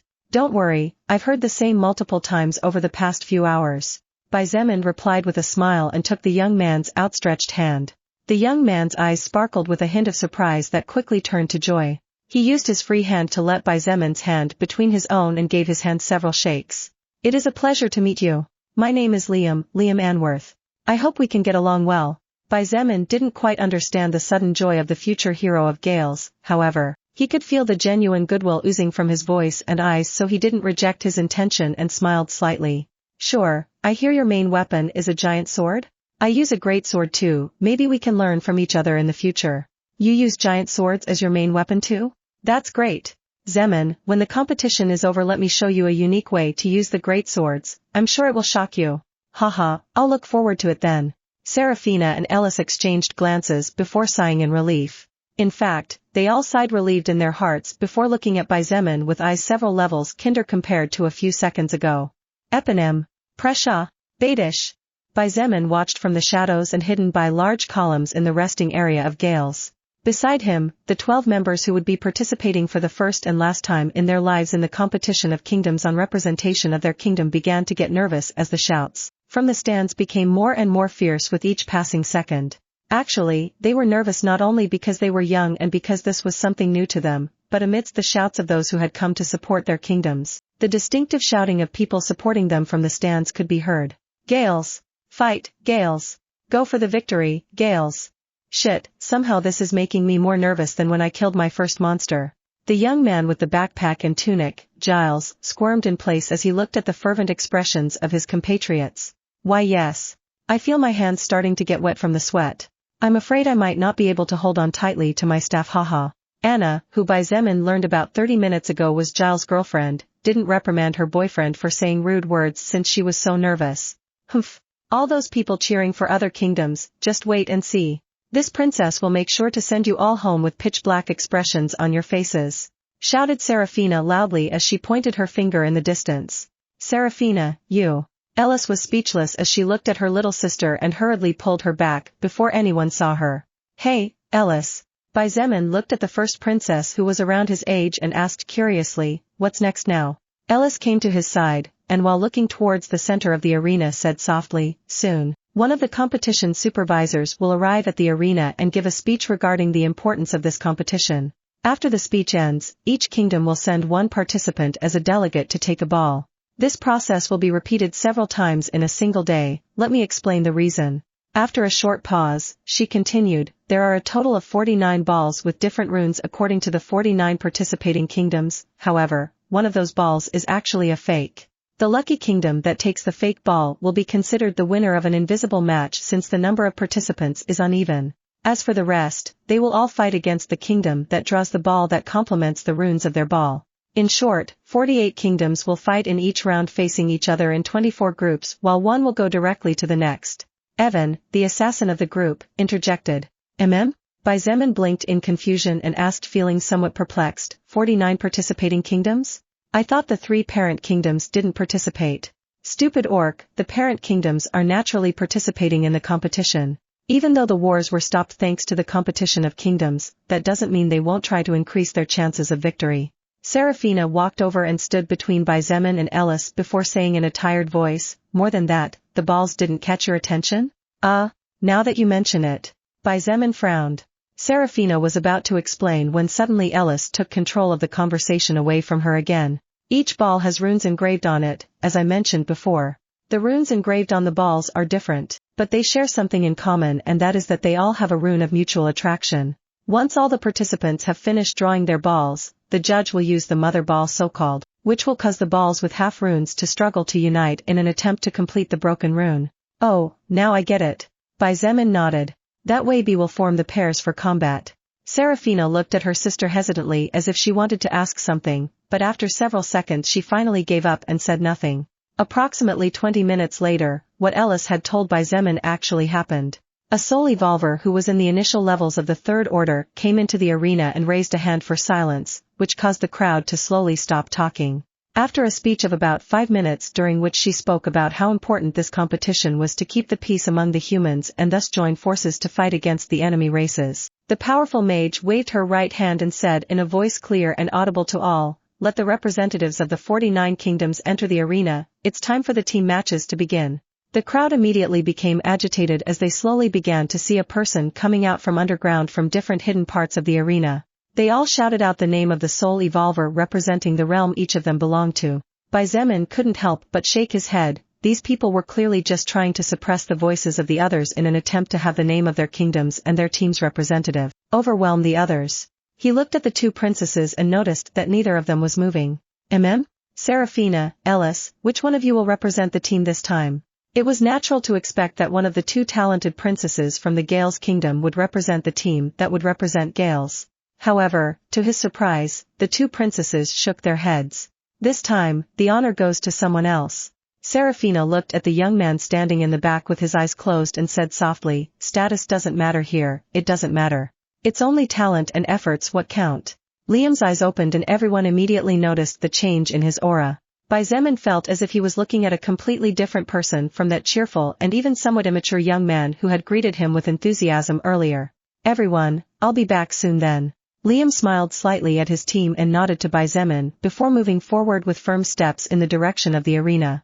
Looking at his back, Zemin for some reason couldn't help but feel that the cheerful 18-year-old he had met a little over 1.5 hours ago, suddenly and somehow looked somewhat lonely.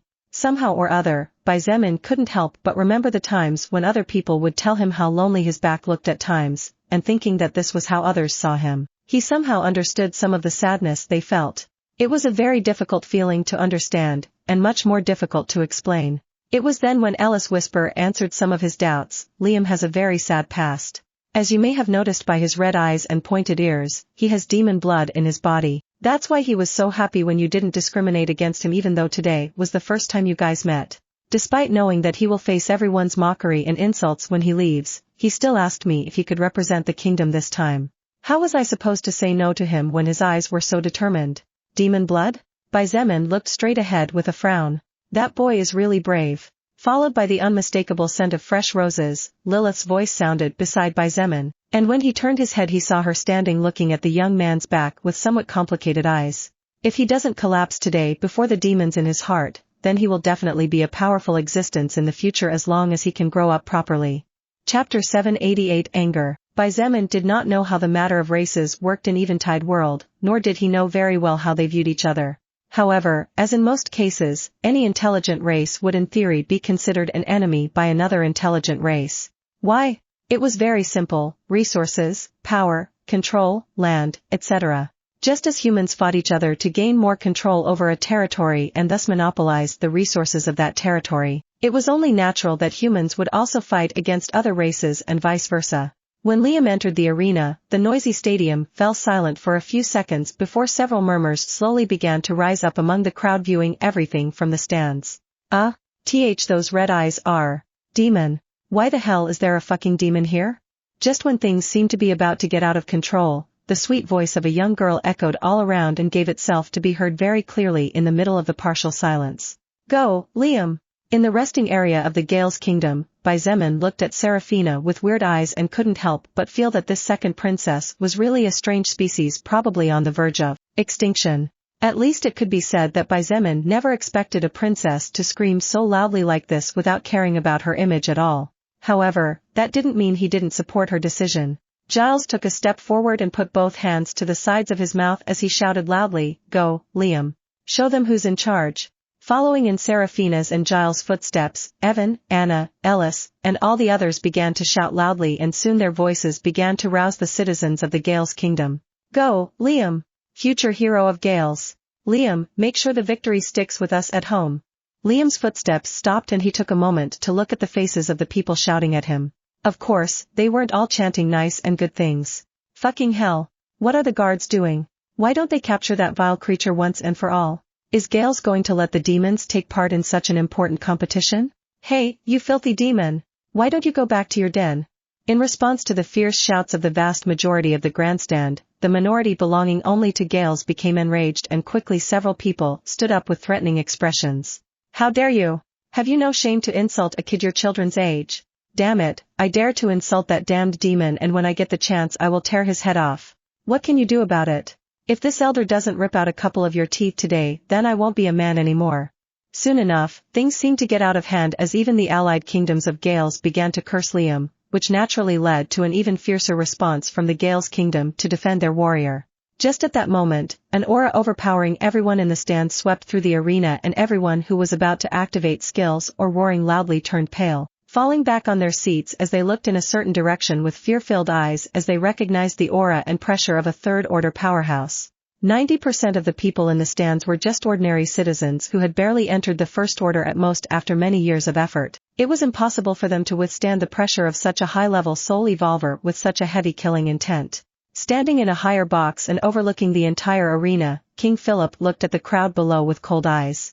His kind and gentle smile was nowhere to be found as his voice carried across the length and breadth of the arena.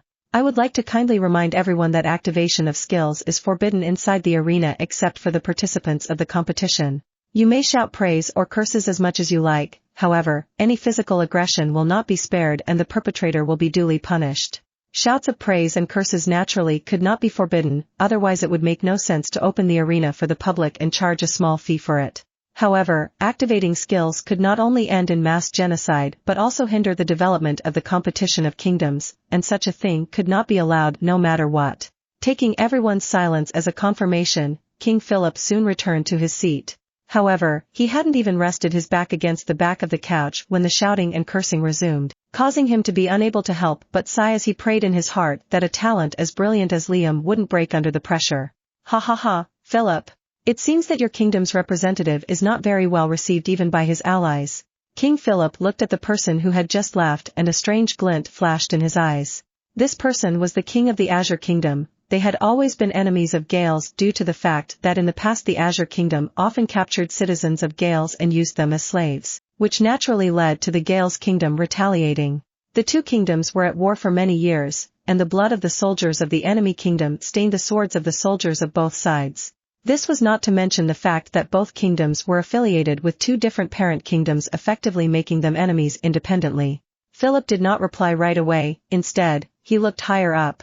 There, seated on 3 golden thrones, 2 middle-aged men and a mature woman were watching the arena with interest.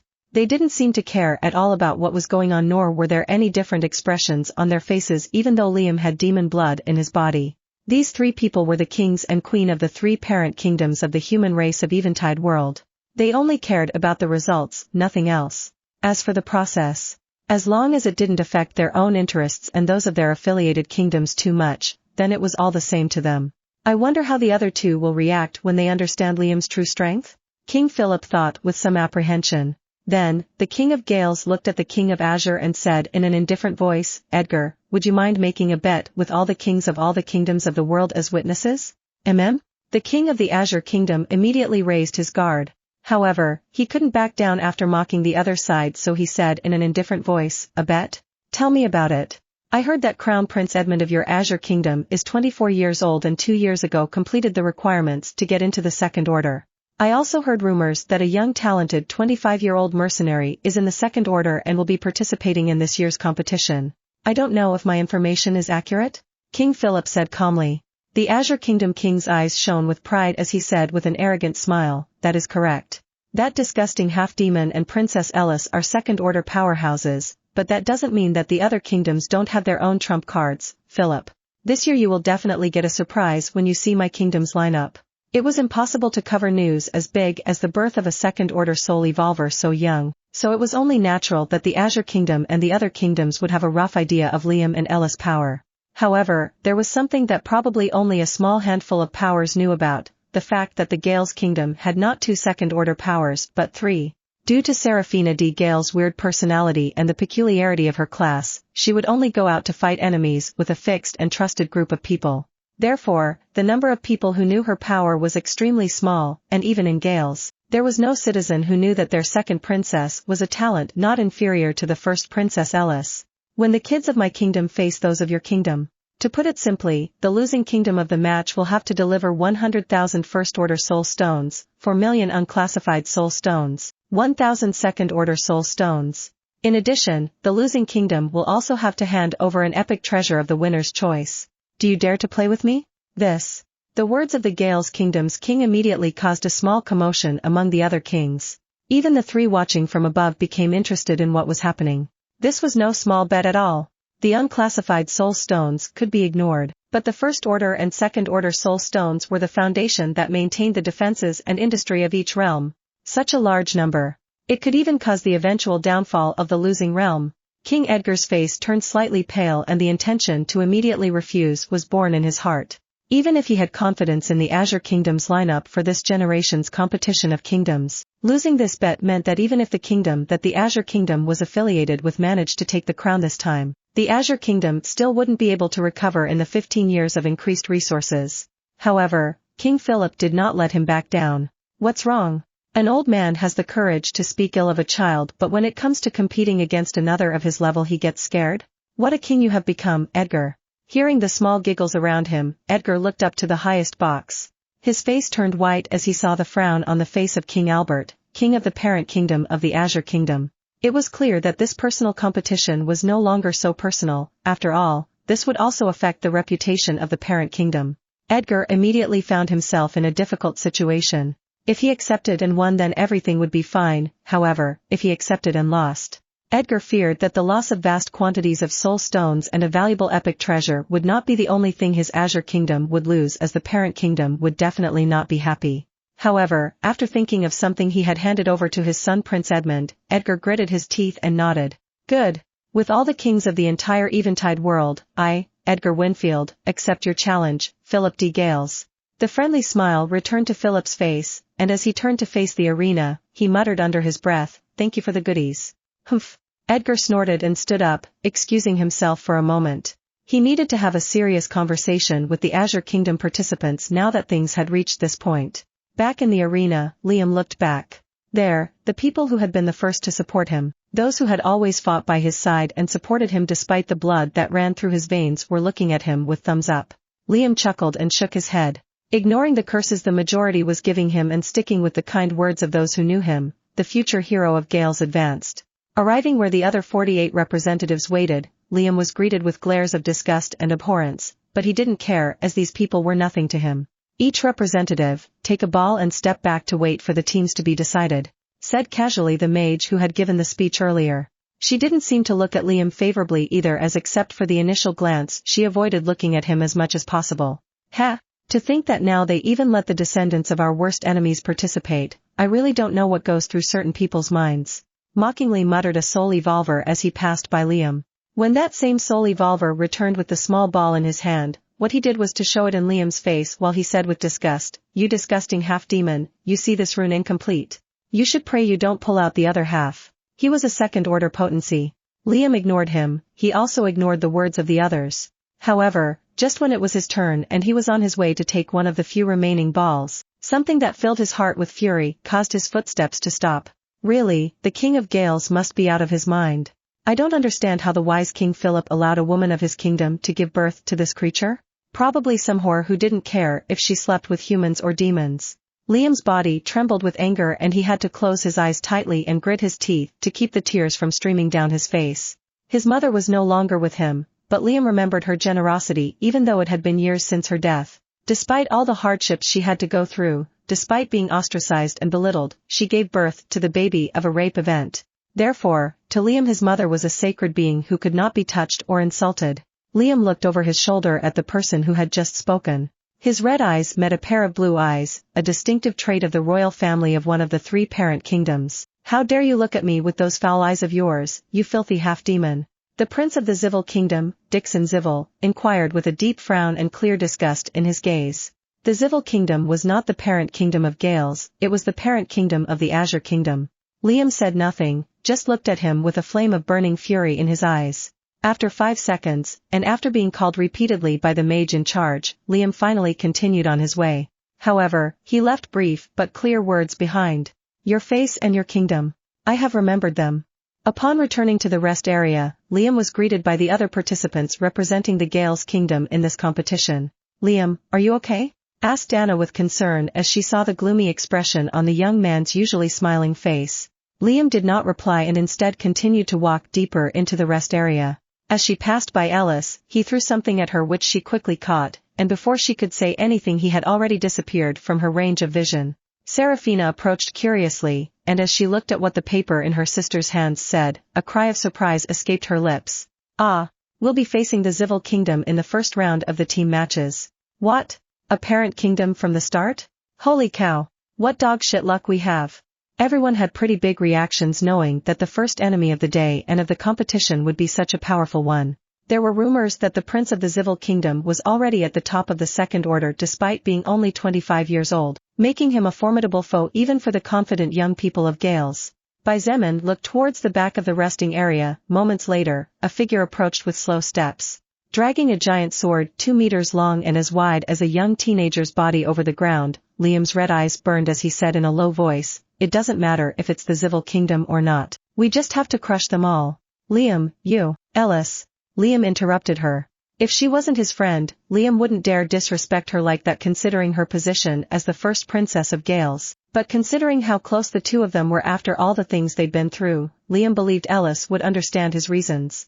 He looked at her with glittering eyes and his angry voice had a hint of pleading in it as he said in a relatively low voice. For this match. I hope no one interrupts. Liam looked back at the arena and said through gritted teeth, I have to crush them completely. Until there's not a shred of pride left in their hearts. Chapter 789 Liam vs. Civil Kingdom. Xietain looked out from the rest area at the Gale's Kingdom team in the arena. Approximately 40 minutes had passed since Liam had returned with the name of the kingdom they would face first, and during those 40 minutes, there were a total of 2 matches involving 4 kingdoms. All matches were disqualifying, in other words, the loser was out immediately and only the winner could continue advancing.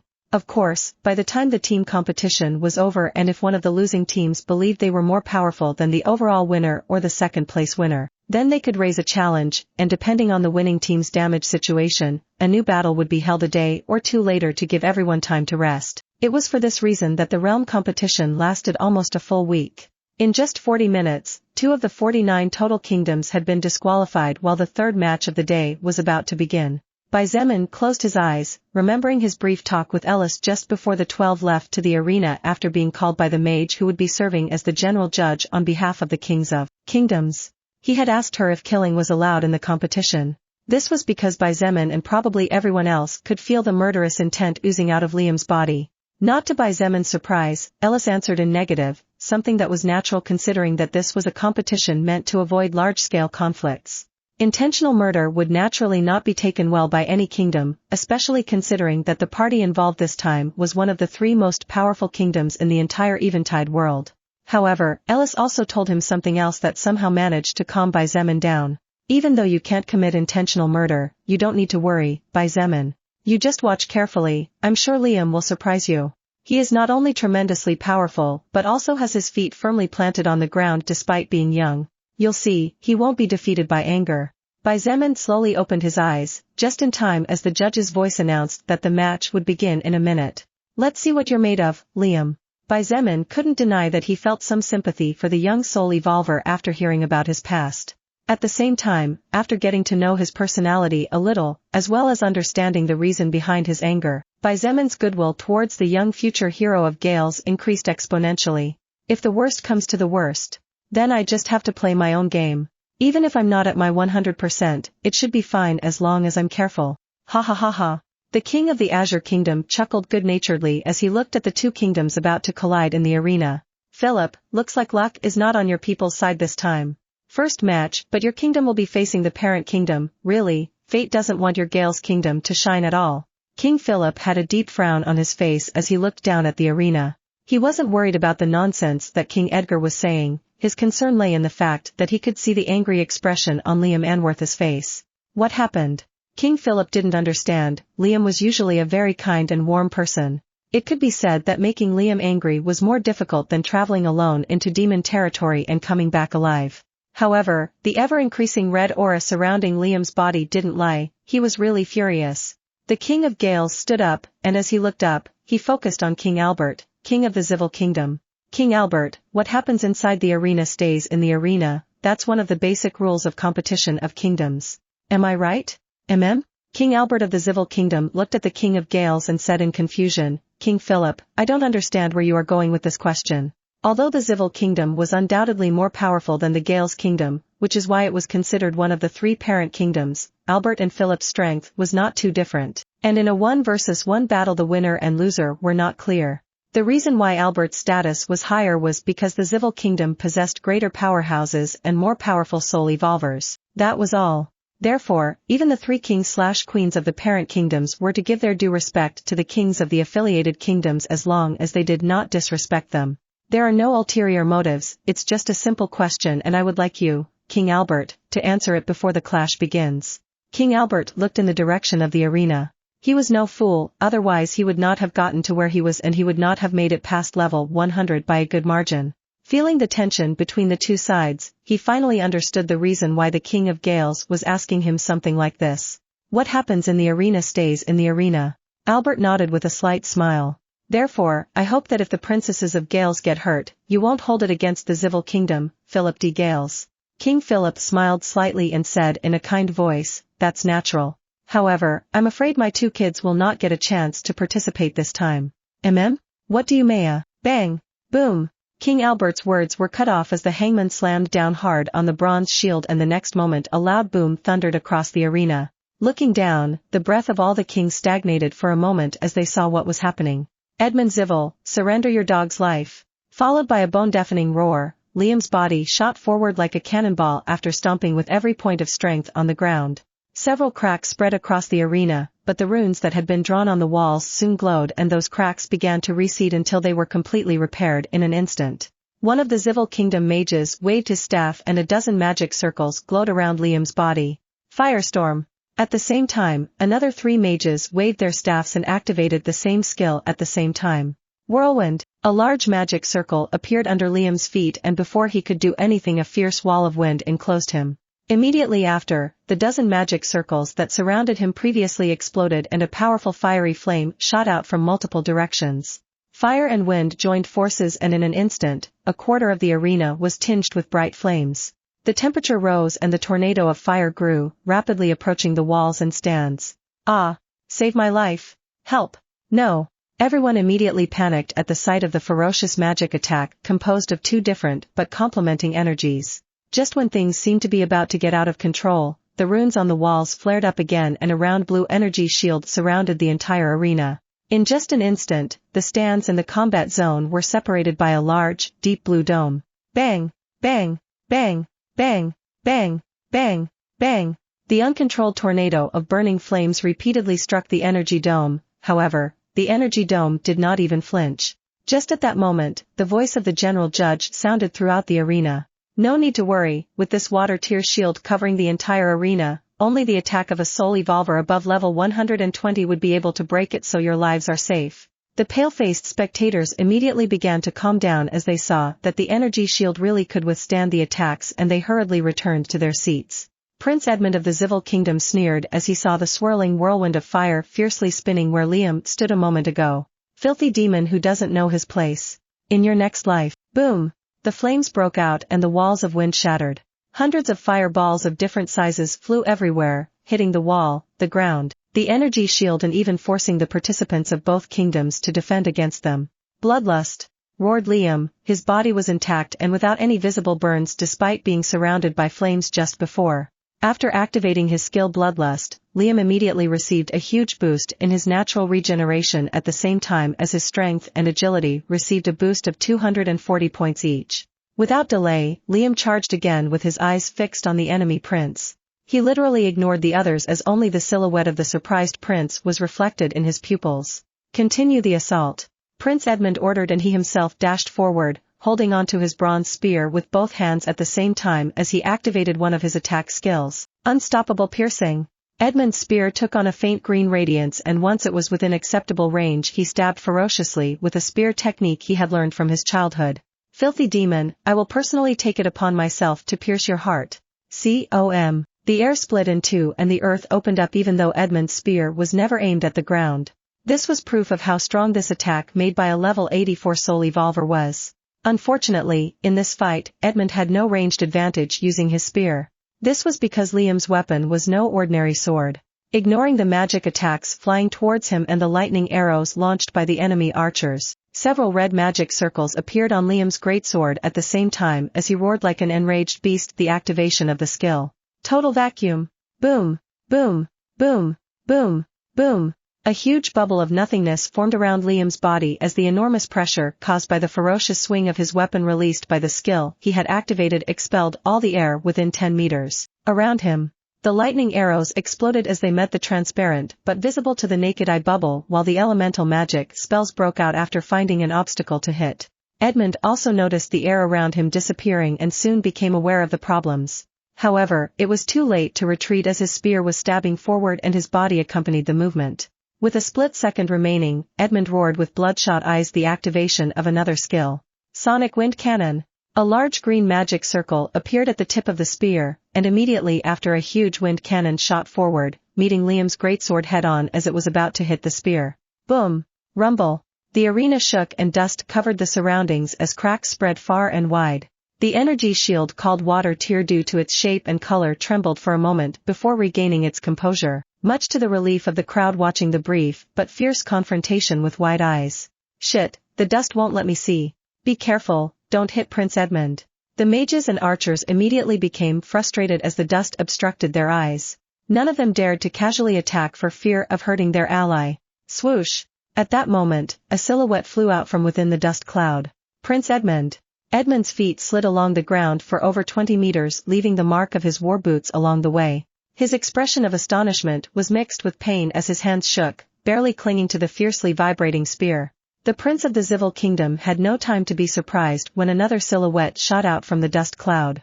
However, this person was clearly not being drawn anywhere as it flew straight at him with fierce eyes. Demon Vanquisher. Liam's roar thundered across the length and breadth of the arena as the blade of his greatsword was surrounded by a dark purple blaze. Don't get so cocky, you filthy demon! Edmund roared in shame and anger at the same time. He ignored the pain in his arms and relied on his equipment's defense as he activated several movement skills, ignoring mana consumption while stabbing forward more than 60 times in 1 second. Eternal Wind Stab. The 60 spear stabs came together and in the air formed the image of a 5-meter-plus green spear that flew out like lightning towards Liam. Weak! Liam's shout was followed by the fierce swing of his weapon, causing a new explosion that shook the walls. The green-colored spear only resisted the purple pressure for a moment before shattering into a million particles of light that disappeared in an instant. However, the shockwave from Liam's attack was so powerful that apart from suppressing the shockwave from the explosion, it continued to advance towards the Prince of the Xietain Kingdom. Edmund clearly did not expect this at all as, by the time he realized that his attack had been completely crushed, the shockwave was inches away from his chest. Swoosh! An old, cracked bronze bell flew out from inside Edmund's armor and a thin yellow barrier covered his body. Although the barrier only lasted a moment under the pressure of the purple shockwave, that brief moment was enough for the Prince of Xietain to place his spear diagonally in front of his chest while activating a defensive skill. Sacred Wind Barrier. Just as a fierce wind barrier surrounded Edmund's body, the purple shockwave slammed fiercely against the green walls. Edmund's body inside the barrier was pushed back more than 20 meters and the barrier weakened so much that it was about to break. Finally, after another 5 meters, the barrier was destroyed by the weakened purple shockwave that finally hit Edmund's spear viciously. Ugh! The prince's body flew back at the same time as a pained expression covered his face when he felt the bones in his fingers crunching as if they were going to break at any moment. You're too weak, Xietain trash! Liam roared like a lion. His hair blew fiercely as a layer of red-colored wind surrounded his body and his speed burst as he flew towards the enemy prince without planning to give him time to recover. Fortunately for him, the 11 soul evolvers of the Xietain Kingdom did not stand still as they immediately attacked Liam. The mages launched their skills from a distance just as the archers tried to attack Liam from blind spots. The 2 assassins disappeared after using some skill to confuse perception and the warriors charged forward, activating attack and defense skills alike. A flash of frustration shone in Liam's eyes. He was forced to stop his charge as he was surrounded by enemies. Even he would not come out unscathed after taking on the attacks of 1 second order mage and 10 powers that were at least level 45. All of you. Scram! Liam raised his sword with both hands above his head. A large deep red magic circle glowed on the blade of his weapon, and as he slashed towards the ground, he shouted out loud, shattering moon. Boom! The hidden assassins were immediately revealed as their bodies were sent flying into the sky after the ground made them bounce like a spring from being hit by Liam's fierce attack. The mages immediately suffered breaks in their legs to the point where 40% of their bones turned into dust. Most of them fainted from the overwhelming pain as they flew backwards, viciously hitting the arena walls before falling to the ground like broken bags. The warriors were a little better off as their physiques were more resistant.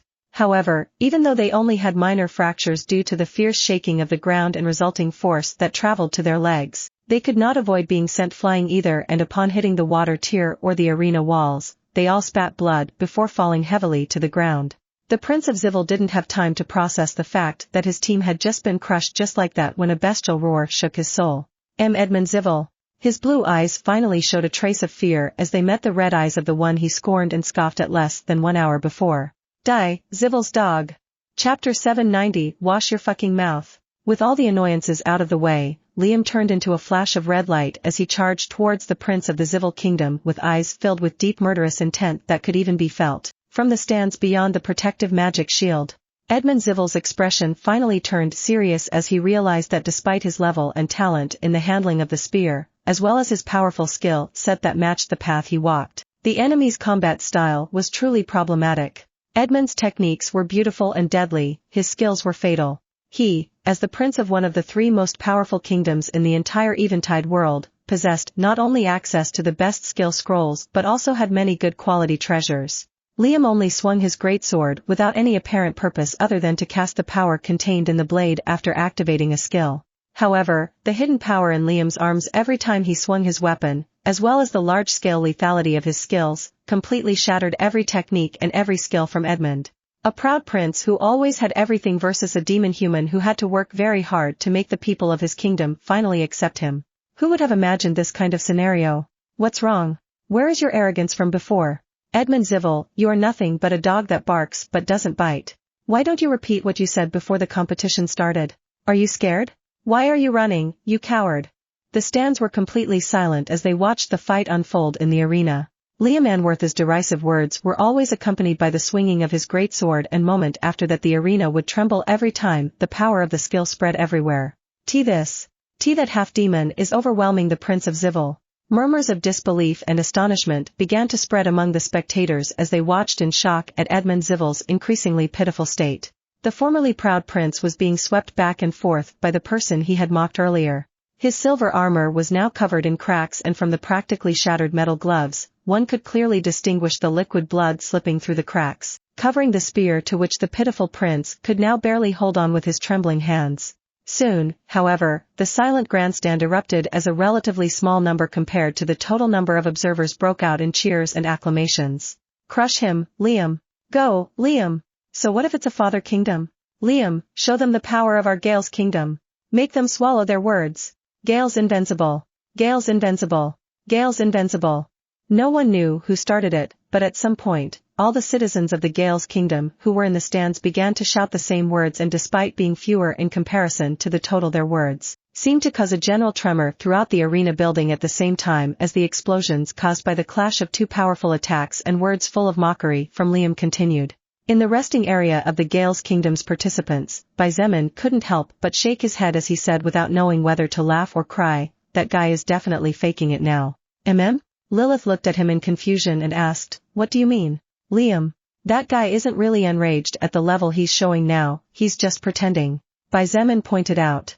He had pretended to lose his sanity in several fights to make the enemy think that his intelligence was gone, which would eventually result in a fatal oversight. Fake fatal oversight meant to allow Xietain to deliver the final and fatal blow. However, the reason Liam is faking it is different. He said with a faint smile.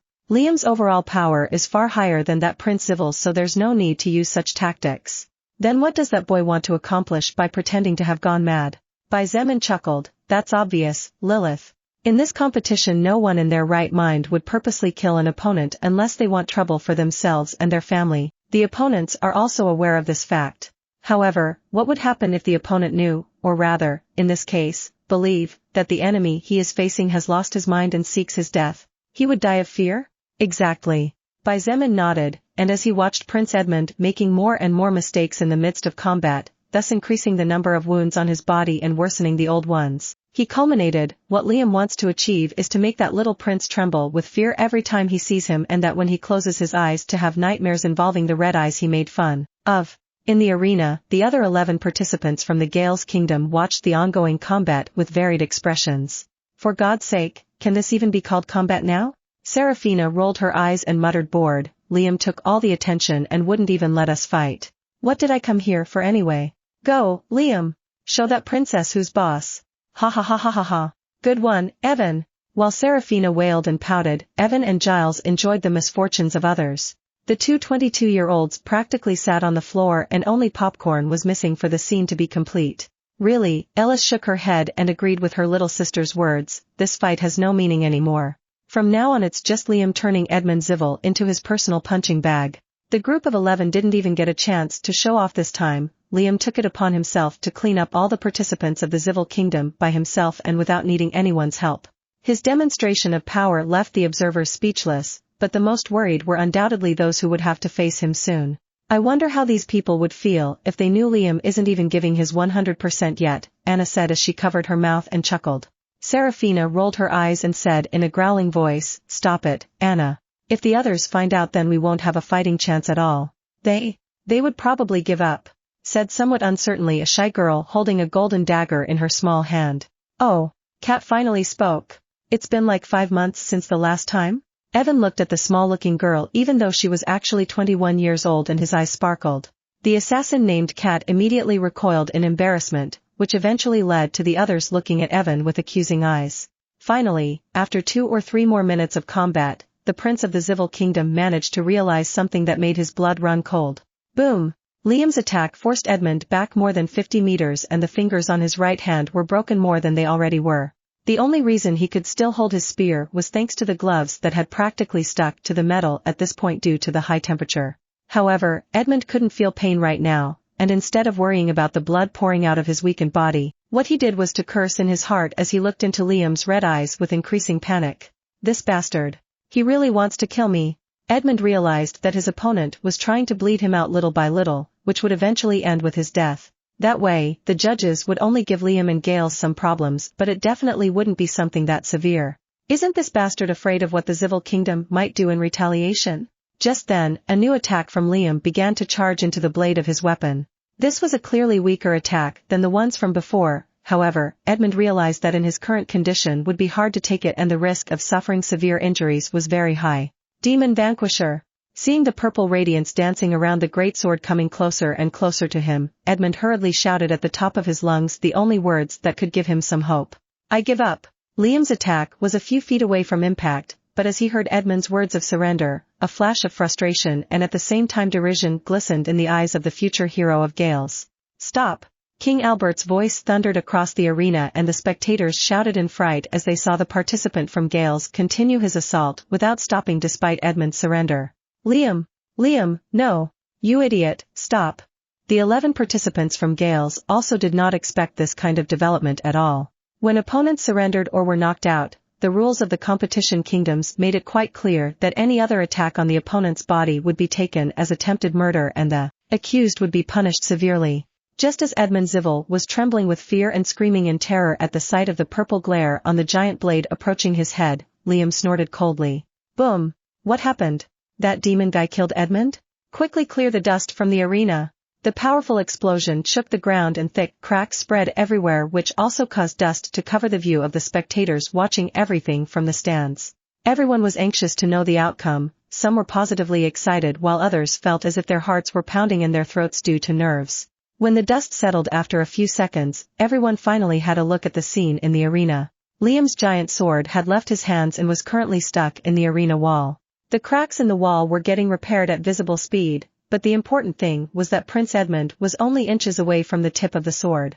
The prince's eyes were wide open and terror was written all over his sheet-pale face. Despite the blood rushing from his ears due to the bang of both eardrums after being shaken by the explosion from such a close distance, the blue eyes of the Prince of the Xietain Kingdom were fixed on the young man standing 10 feet ahead who was staring at him coldly.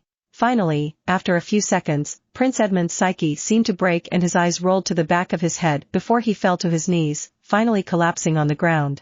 Everyone watched in silence as Liam Anworth walked slowly, and under the watchful eyes of the crowd, he held onto the hilt of his greatsword with his right hand before finally pulling back, snatching it away from the wall that moments later was fully repaired thanks to the power of the runes that used large amounts of soul stones as a source of energy.